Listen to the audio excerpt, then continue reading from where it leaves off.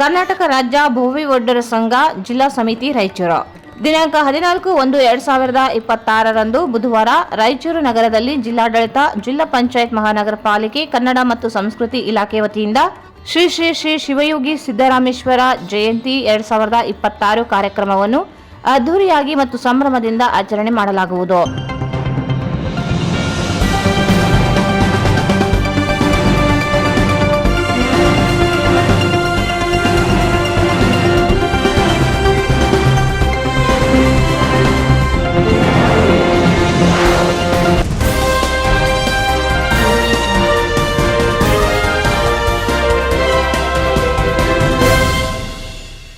ನಮಸ್ಕಾರ, ವಾರ್ತೆಗಳ ಸ್ವಾಗತ. ಮೊದಲು ಮುಖ್ಯಾಂಶಗಳು. ಸ್ವಾಮಿ ವಿವೇಕಾನಂದ ಜಯಂತಿ ಅಂಗವಾಗಿ ಸ್ವಚ್ಛತಾ ಓಟ. ವಿವೇಕಾನಂದ ಆದರ್ಶಗಳು ಯುವಕರಿಗೆ ಸ್ಫೂರ್ತಿ. ಜಿ. ಕುಮಾರ್ ನಾಯ್ಕ್.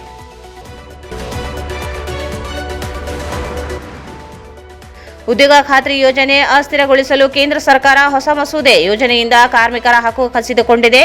ಕುಮಾರ್ ನಾಯ್ಕ್ ಆರೋಪ. ಜಿಲ್ಲೆಯಲ್ಲಿ ಕಾನೂನು ಸುವ್ಯವಸ್ಥೆಗೆ ಬಿಗಿ ಕ್ರಮ. ಠಾಣಾ ವ್ಯಾಪ್ತಿಯಲ್ಲಿ ವಿಶೇಷ ಕಾರ್ಯಾಚರಣೆ. ನೂತನ ಎಸ್ಪಿ ಅರುಣಾಂಶುಗಿರಿ. ಎಚ್ಐಎಸ್ ಸಂಸ್ಥೆ ಹೆಸರಿನಲ್ಲಿ ಮಂಜುನಾಥ್ ಎಂಬಾತನಿಂದ ಪಾಲಕರಿಗೆ ವಂಚನೆ. ಎಚ್ಚರ ವಹಿಸಲು ಜೈಭೀಮ್ ಮನವಿ.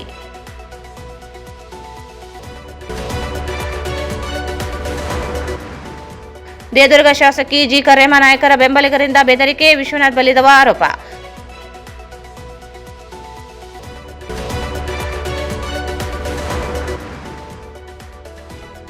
ಬ್ರಾಹ್ಮಣ ಸಮಾಜದ ಗಾಯತ್ರಿ ಭವನ ನಿರ್ಮಾಣಕ್ಕೆ ಅನುದಾನ ನೀಡಲು ಸಂಸದರಿಗೆ ಬ್ರಾಹ್ಮಣ ಮಹಾಸಭಾ ಮನವಿ. ಸಮಾಜ ಕಲ್ಯಾಣ ಇಲಾಖೆ ವಸತಿ ನಿಲಯಗಳ ಆಹಾರ ಪೂರೈಸಿದ ಏಜೆನ್ಸಿಗೆ ಹಣ ಬಾಕಿ. ನ್ಯಾಯಾಲಯದ ಆದೇಶ ಮೇರೆಗೆ ಪೀಠೋಪಕರಣ ಜಪ್ತಿ.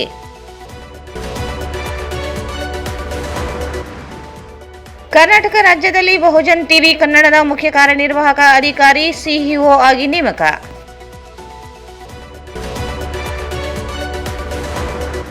ಮತ್ತು ಅರುಣಾಂಶುಗಿರಿ ಐಪಿಎಸ್ ಪೊಲೀಸ್ ಅಧೀಕ್ಷಕರು ರಾಯಚೂರು ಇವರ ಮುಂದಾಳತ್ವದಲ್ಲಿ ಸಂಚಾರ ನಿಯಮಗಳ ಕುರಿತು ಜಾಗೃತಿ.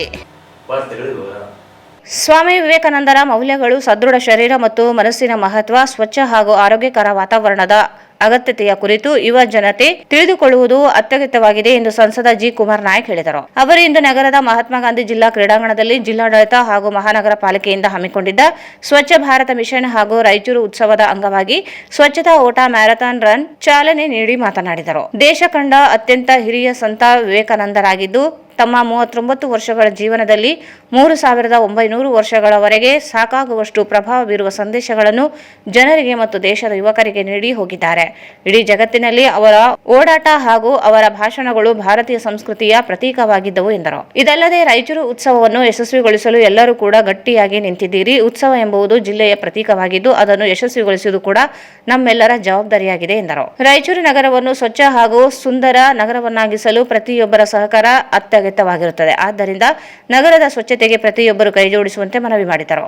ಸ್ವಚ್ಛತಾ ಓಟದಲ್ಲಿ 3000ಕ್ಕೂ ಹೆಚ್ಚು ಜನರು ಭಾಗವಹಿಸಿದರು. ವಿದ್ಯಾರ್ಥಿಗಳು, ಸರ್ಕಾರಿ ಹಾಗೂ ಖಾಸಗಿ ಸಂಸ್ಥೆಗಳ ಅಧಿಕಾರಿಗಳು, ವಿವಿಧ ಸಂಘ ಸಂಸ್ಥೆಗಳ ಪ್ರತಿನಿಧಿಗಳು ಹಾಗೂ ಸಾರ್ವಜನಿಕರು ಉತ್ಸಾಹದಿಂದ ಪಾಲ್ಗೊಂಡಿದ್ದರು.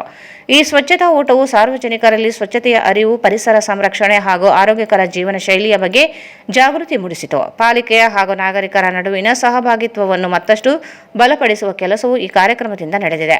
ರಾಯಚೂರು ಜನತೆ ತಮ್ಮ ನಗರದ ಬಗ್ಗೆ ಹೊಂದಿರುವ ಜವಾಬ್ದಾರಿ ಮತ್ತು ಒಗ್ಗಟ್ಟಿನ ಶಕ್ತಿಯನ್ನು ಈ ಮೂಲಕ ಪ್ರದರ್ಶಿಸಿದರು.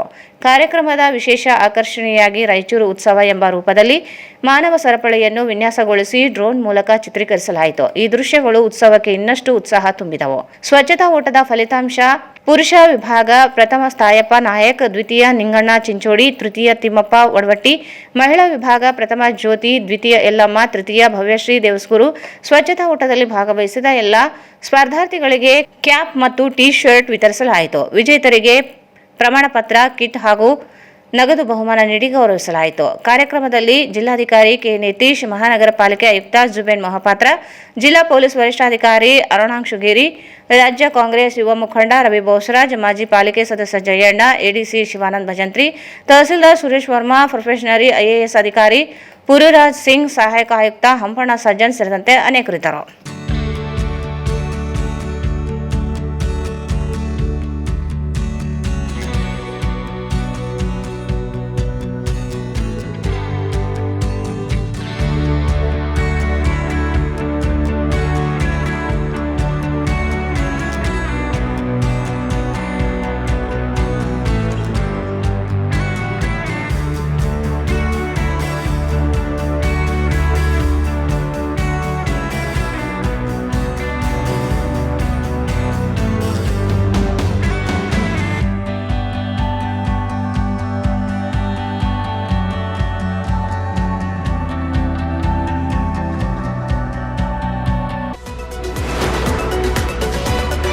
ಸಂವಿಧಾನ ಆಶಯಕ್ಕೆ ವಿರುದ್ಧವಾಗಿ ರಾಷ್ಟ್ರೀಯ ಗ್ರಾಮೀಣ ಉದ್ಯೋಗ ಖಾತ್ರಿ ಕಾಯ್ದೆಯನ್ನು ವಿರೂಪಗೊಳಿಸಿರುವ ಕೇಂದ್ರ ಸರ್ಕಾರ ಕೂಲಿ ಕಾರ್ಮಿಕರ ದುಡಿಯುವ ಹಕ್ಕನ್ನು ಕಸಿದುಕೊಂಡಿದೆ. ವಿಕಸಿತ ಭಾರತ ಉದ್ಯೋಗ ಖಾತ್ರಿ ಜೀವನೋಪಯೋಗಿ ಯೋಜನೆಯಿಂದ ಅಭಿವೃದ್ಧಿಯನ್ನು ಕಸಿದುಕೊಂಡಂತಾಗಿದೆ ಎಂದು ಸಂಸದ ಜಿ. ಕುಮಾರ್ ನಾಯಕ್ ಆರೋಪಿಸಿದರು. ಅವರು ಇಂದು ಮಾಧ್ಯಮಗೋಷ್ಠಿಯನ್ನು ಉದ್ದೇಶಿಸಿ ಮಾತನಾಡಿ, ಉಗ್ರ ಬಲಪಂಥೀಯ ಯೋಜನೆಗಳನ್ನು ಹೇರುವ ಪ್ರಯತ್ನ ಪ್ರಾರಂಭಿಸಿರುವುದು ಕಳವಳಕಾರಿ ಎಂದರು. 100 ದಿನ ಉದ್ಯೋಗ ಖಾತ್ರಿ ಯೋಜನೆಯನ್ನು 125 ದಿನಗಳಿಗೆ ಹೆಚ್ಚಿಸುವುದಾಗಿ ಸಮರ್ಥಿಸಿಕೊಳ್ಳುವ ಕೇಂದ್ರ ಸರ್ಕಾರ ವರ್ಷವಿಡೀ ಉದ್ಯೋಗ ದೊರೆಯುವುದನ್ನು ತಡೆದಿದೆ. ಅಲ್ಲದೆ ಬೇಡಿಕೆ ಆಧಾರದ ಯೋಜನೆಯನ್ನು ಅವಶ್ಯಕತೆ ಆಧಾರದ ಮೇಲೆ ರೂಪಿತಗೊಳಿಸಿರುವುದು ಕಾರ್ಮಿಕರಿಗೆ ಉದ್ಯೋಗ ಖಾತ್ರಿ ಇಲ್ಲದಂತೆ ಮಾಡಿದೆ ಎಂದರು.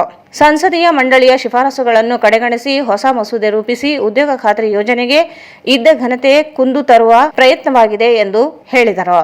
ಯುಪಿಎ ಸರ್ಕಾರದ ಅವಧಿಯಲ್ಲಿ ಉದ್ಯೋಗ ಖಾತ್ರಿ, ಮಾಹಿತಿ ಹಕ್ಕು, ಶಿಕ್ಷಣ ಹಕ್ಕು ಕಾಯ್ದೆಯನ್ನು ರೂಪಿಸಿರುವ ಕ್ರಾಂತಿಕಾರಿ ಹೆಜ್ಜೆಯನ್ನು ಎನ್ಡಿಎ ಸರ್ಕಾರ ದಿಕ್ಕು ತಪ್ಪಿಸುವ ಕಾರ್ಪೊರೇಟ್ ವಲಯಕ್ಕೆ ಪೂರಕವಾಗುವ ಚಿಂತನೆ ಹೊಂದಿದೆ.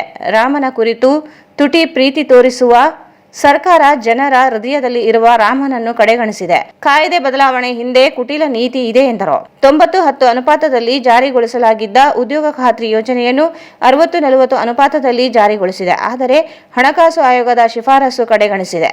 ಕೊರತೆಯಾಗುವ ಆರ್ಥಿಕ ಮೂಲ ಸಮತೋಲನ ಮಾಡಲು ಸಂಸ್ಥೆಯನ್ನು ಕೇಂದ್ರವೇ ಸೃಷ್ಟಿಸಿದೆ ಎಂದರು. ಯೋಜನೆ ಜಾರಿ ಮುನ್ನ ಆಯಾ ರಾಜ್ಯಗಳ ಅಭಿಪ್ರಾಯವೂ ಸೇರಿದಂತೆ ಪಾರ್ಲಿಮೆಂಟ್ ಕಮಿಟಿ ಅಭಿಪ್ರಾಯವನ್ನು ಗೌರವಿಸದೆ ಹೋಗಿ ರಾತ್ರೋರಾತ್ರಿ ಯೋಜನೆ ರೂಪಿಸಿ ಜಾರಿಗೊಳಿಸಿದಂತಾಗಿದೆ. ಭವಿಷ್ಯದಲ್ಲಿ ಉದ್ಯೋಗ ಖಾತ್ರಿ ಯೋಜನೆ ಅಸ್ಥಿರಗೊಳಿಸುವ ಪ್ರಯತ್ನ ನಡೆಯಲಿದೆ ಎಂದು ಸಂಶಯ ವ್ಯಕ್ತಪಡಿಸಿದರು. ಗ್ರಾಮ ಪಂಚಾಯಿತಿಗಳ ಮೂಲಕ ಜನರು ಕೆಲಸದ ಬೇಡಿಕೆ ಮೇಲೆ ಜಾರಿಗೊಳಿಸಲಾಗುತ್ತಿದ್ದ ಯೋಜನೆ ಮುಂದಿನ ದಿನಗಳಲ್ಲಿ ನಿಗದಿತ ಪ್ರದೇಶ ನೋಟಿಫೈ ಏರಿಯಾದಲ್ಲಿ ಮಾತ್ರ ಕೆಲಸ ನಡೆಸಬೇಕಾಗುತ್ತದೆ. 125 ದಿನ ಕೆಲಸ ನೀಡುವುದಾಗಿ ಹೇಳುತ್ತಿದ್ದರೂ ಕೃಷಿ ಕಾರ್ಯ ಚಟುವಟಿಕೆ ದಿನದಲ್ಲಿ ಕೆಲಸ ಸ್ಥಗಿತಗೊಳಿಸುವುದರಿಂದ 60 ದಿನವೂ ಕೆಲಸ ದೊರೆಯದಂತಾಗಲಿದೆ ಎಂದು ಅನುಮಾನ ವ್ಯಕ್ತಪಡಿಸಿದರು. ಗ್ರಾಮ ಸಭೆಗಳ ಮೂಲಕ ಉದ್ಯೋಗ ಖಾತ್ರಿ ಕಾಮಗಾರಿಗಳ ಆಯ್ಕೆ ಪಂಚಾಯಿತಿಗೆ ಇದ್ದ ಅಧಿಕಾರ ಮೊಟಕುಗೊಳ್ಳಲಿದೆ. ಆಯ್ಕೆ ಪ್ರದೇಶದಲ್ಲಿ ಮಾತ್ರ ಸರ್ಕಾರ ಸೂಚಿಸುವ ಏಕರೂಪ ಮಾದರಿ ಕೆಲಸವನ್ನು ಮಾತ್ರ ಆಯ್ಕೆ ಮಾಡಿಕೊಳ್ಳುವಂತೆ ಕಾಯ್ದೆ ರೂಪಿಸಿದೆ. ಯೋಜನೆಗೆ ಕಾಯ್ದಿರಿಸಿದ ಅನುದಾನ ಬಳಕೆಯಾದ ನಂತರ ಯೋಜನೆ ಸ್ಥಗಿತಗೊಳ್ಳುತ್ತದೆ. ಸರ್ಕಾರ ಯೋಜನೆ ಪರಿಷ್ಕರಿಸಿರುವುದಾಗಿ ಹೇಳುತ್ತದೆ. ಆದರೆ 125 ದಿನ ಕೆಲಸ ನೀಡುವುದು ಹೊರತುಪಡಿಸಿದರೆ ಉಳಿದೆಲ್ಲವೂ ಹಿಂದಿನ ಕಾಯ್ದೆಯಲ್ಲಿ ಇರುವಂತೆಯೇ ಇದೆ. ಬದಲಾವಣೆ ಅವಶ್ಯಕತೆ ಇರಲಿಲ್ಲ ಎಂದರು. ಕೇಂದ್ರ ಸರ್ಕಾರ ಜನವಿರೋಧಿ ನೀತಿಯನ್ನು ಖಂಡಿಸಿ ಕಾಂಗ್ರೆಸ್ ಸಂಸದರು ಈಗಾಗಲೇ ಪ್ರತಿರೋಧ ವ್ಯಕ್ತಪಡಿಸಿದೆ. ಸರ್ಕಾರ ಸಮರ್ಥನೆಯಲ್ಲಿ ತೊಡಗಿದೆ ಹೊರತು ಬದಲಾವಣೆಗೆ ಮುಂದಾಗದೇ ಇರುವುದರಿಂದ ನೀತಿ ವಿರೋಧಿಸಿ ನಿರಂತರ ಹೋರಾಟ ನಡೆಯಲಿದೆ ಎಂದರು.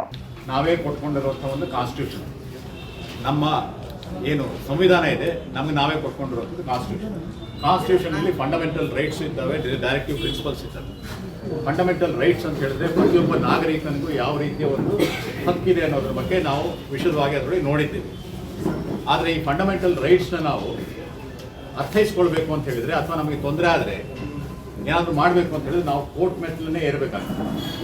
Unless there is a specific act to implement that fundamental right. ಇದನ್ನು ಹಲವಾರು ವರ್ಷಗಳ ಕಾಲ, ಹಲವಾರು ದಶಕಗಳ ಕಾಲ ಇದ್ರ ಬಗ್ಗೆ ಯಾರೂ ಅದ್ರ ಬಗ್ಗೆ ಚಿಂತನೆ ಮಾಡಿರಲಿಲ್ಲ. UPA ಸರ್ಕಾರ ಇದ್ದಂಥ ಸಂದರ್ಭದಲ್ಲಿ, ಕಾಂಗ್ರೆಸ್ ನೇತೃತ್ವದ ಸರ್ಕಾರ ಇದ್ದಂಥ ಸಂದರ್ಭದಲ್ಲಿ ರೈಟ್ ಟು ಲೈಫ್, ಜೀವಿಸುವ ಹಕ್ಕು, ಇದಕ್ಕೆ ಒಂದು ಅರ್ಥ ಕೊಡಬೇಕು ಅಂತ ಹೇಳಿದರೆ ಯಾರನ್ನು ನೋಡಬೇಕು? ನನ್ನಂತ ನೋಡಿ ಅವರು ರೈಟ್ ಟು ಲೈಫ್ ಏನು ಕೊಡೋದು ಬೇಕಾಗಿಲ್ಲ. ಉದ್ಯೋಗಪತಿ ನೋಡ್ಬಿಟ್ಟು ಕೊಡೋದು ಬೇಕಾಗಿಲ್ಲ. ದೊಡ್ಡ ಜಮೀನ್ದಾರ್ ನೋಡಿ ಕೊಡೋದು ಬೇಕಾಗಿಲ್ಲ. ರೈಟ್ ಟು ಲೈಫ್ ಯಾರೋ ಅರ್ಥ ಬರಬೇಕು ಅಂತ ಹೇಳಿದರೆ ಕೃಷಿಕರಿಗೆ, ಕೃಷಿ ಕಾರ್ಮಿಕರಿಗೆ, ಕೂಲಿಕಾರರಿಗೆ ಯಾವುದೇ ಸಂಪನ್ಮೂಲ ಇಲ್ಲದೆ ಇರುವಂಥದ್ದು, ಯಾವುದೇ ಉದ್ಯೋಗ ನಿಖರತೆ ಇಲ್ಲದೆ ಇರುವಂಥವ್ರಿಗೆ ಈ ಒಂದು ರೀತಿಯ ಒಂದು ರೈಟ್ ಟು ಲೈಫ್ಗೆ ಮೀನಿಂಗ್ ಕೊಡಬೇಕು ಅಂತ ಹೇಳಿದರೆ ಏನಾದರೂ ಒಂದು ಕಾನೂನು ಮಾಡಬೇಕು ಅಂತ ಆವಾಗ ತಲೆಗೆ ಬಂದು ಈ ಕಾನೂನನ್ನು ಮಾಡಿರುವಂಥದ್ದು national rural employment guarantee act. ಇದನ್ನು ಒಂದು ರೀತಿ ಕಾರ್ಯಕ್ರಮವಾಗಿ ನಡೆಸ್ತಾ ಇರಲಿಲ್ವೇ ಇಷ್ಟು ವರ್ಷ, 4-5 ದಶಕಗಳ ಕಾಲ ಅಂತ ಹೇಳಿದ್ರೆ ಹೌದು ನಡೆಸ್ತಾ ಇದ್ದೀವಿ. ನನಗೆ ಗೊತ್ತಿರುವಾಗ ನಾನು ಚಿಕ್ಕ ಅಧಿಕಾರಿ ಆಗಿದ್ದ ಸಂದರ್ಭದಲ್ಲಿ ಎಂಪ್ಲಾಯ್ಮೆಂಟ್ ಅಶ್ಯೂರೆನ್ಸ್ ಸ್ಕೀಮ್ ಅವನ್ನೆಲ್ಲ ನಡೆಸ್ತಾ ಇದ್ದೀನಿ. ನಿಮಗೂ ಭಾಳಷ್ಟು ಜನಕ್ಕೆ ಅದರ ಬಗ್ಗೆ ಅರಿವಿರ್ತದೆ. ಎಂಪ್ಲಾಯ್ಮೆಂಟ್ ಅಶ್ಯೂರೆನ್ಸ್ ಸ್ಕೀಮ್ ಅಂತ ಒಂದು ಸ್ಕೀಮ್ ಇತ್ತು. ಅದು ಕೂಡ ಡಿಮಾಂಡ್ ಡ್ರಿವನ್ ಸ್ಕೀಮ್ ಇತ್ತು. ಡಿಮಾಂಡ್ ಡ್ರಿವನ್ ಅಂತ ಹೇಳಿದ್ರೆ ಕೇಳಿದಾಗ ಕೊಡುವಂಥ ಸ್ಕೀಮ್ ಇತ್ತು. ಅದಕ್ಕಿಂತ ಮುಂದೆ ಹೋಗಿ ಈಗ ಸರ್ಕಾರಗಳು ಇದರಲ್ಲಿ ಆಟ ಆಡಬಾರ್ದು. ಅಂದರೆ ಕೊನೆಗೆ ನಾನು ಕೊಟ್ಟಷ್ಟು ಡಿಮಾಂಡ್ ಅಂತ ಪುಸ್ತಕದಲ್ಲಿ ಬರೆದಿದ್ರು ಕೂಡ ನಾನು ಕೊಟ್ಟಷ್ಟು ಆಗುತ್ತೆ ಇಲ್ಲ ಅನ್ನೋ ರೀತಿ ಆಗಬಾರ್ದು ಅಂತ ಹೇಳಿ ಸಾರ್ವಜನಿಕರಿಗೆ, ನಾಗರಿಕರಿಗೆ, ಕೃಷಿ ಕಾರ್ಮಿಕರಿಗೆ, ಬಡವರಿಗೆ ಹಕ್ಕು ಕೊಡಬೇಕು ಅಂತ ಹೇಳಿದರೆ ಮತ್ತು ರಾಜ್ಯವನ್ನು ಅಂದರೆ ಸರ್ಕಾರವನ್ನು ಗಟ್ಟಿಯಾಗಿ ಹಿಡಿದು ಕೇಳಬೇಕು ಅಂತ ಹೇಳಿದರೆ ಒಂದು ಕಾನೂನು ಬೇಕಾಗ್ತದೆ. ಅವ್ರು ಸುಪ್ರೀಂ ಕೋರ್ಟ್ಗೆ ಆಗಲ್ಲ, ಈ ರೆಗ್ಯುಲರ್ ಕಾನೂನು ಬೇಕು. ಆ ರೀತಿ ಕಾನೂನನ್ನು ಮಾಡಲಿಕ್ಕೆ ಕೊಟ್ಟಿದ್ದು right to employment guarantee act ಅಂತೇಳಿ ಮಾಡೋದು. ಅದಕ್ಕೆ ಮಹಾತ್ಮ ಗಾಂಧಿಯವರ ಹೆಸರಿಟ್ಟಿರುವಂಥದ್ದು. ಮಹಾತ್ಮ ಗಾಂಧಿಯವರ ಹೆಸರಿಡೋದು ಯಾತಕ್ಕೆ ಅಂತ ನಾನು ನಿಮಗೆ ಹೇಳೋ ಅವಶ್ಯಕತೆ ಇಲ್ಲ.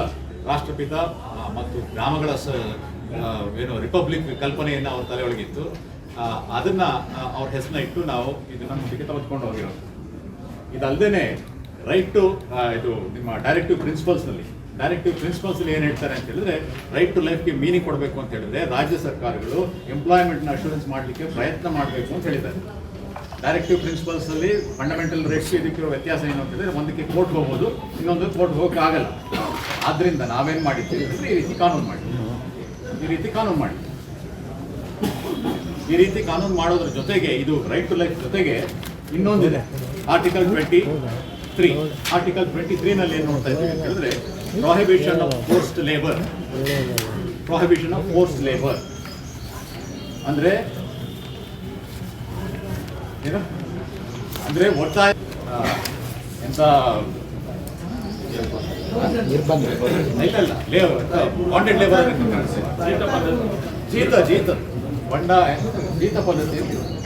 ಜೀತ ಪದ್ಧತಿಯನ್ನು ನಿರ್ಮೂಲನೆ ಮಾಡಿದ್ವಿ, ಅದಕ್ಕೆ ಕಾನೂನು ತಂದ್ವಿ.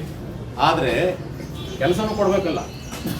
Force labour right to fight against prohibition of force labour ಅಂತ ಹೇಳಿದ್ರೆ fundamental right, it is a fundamental right.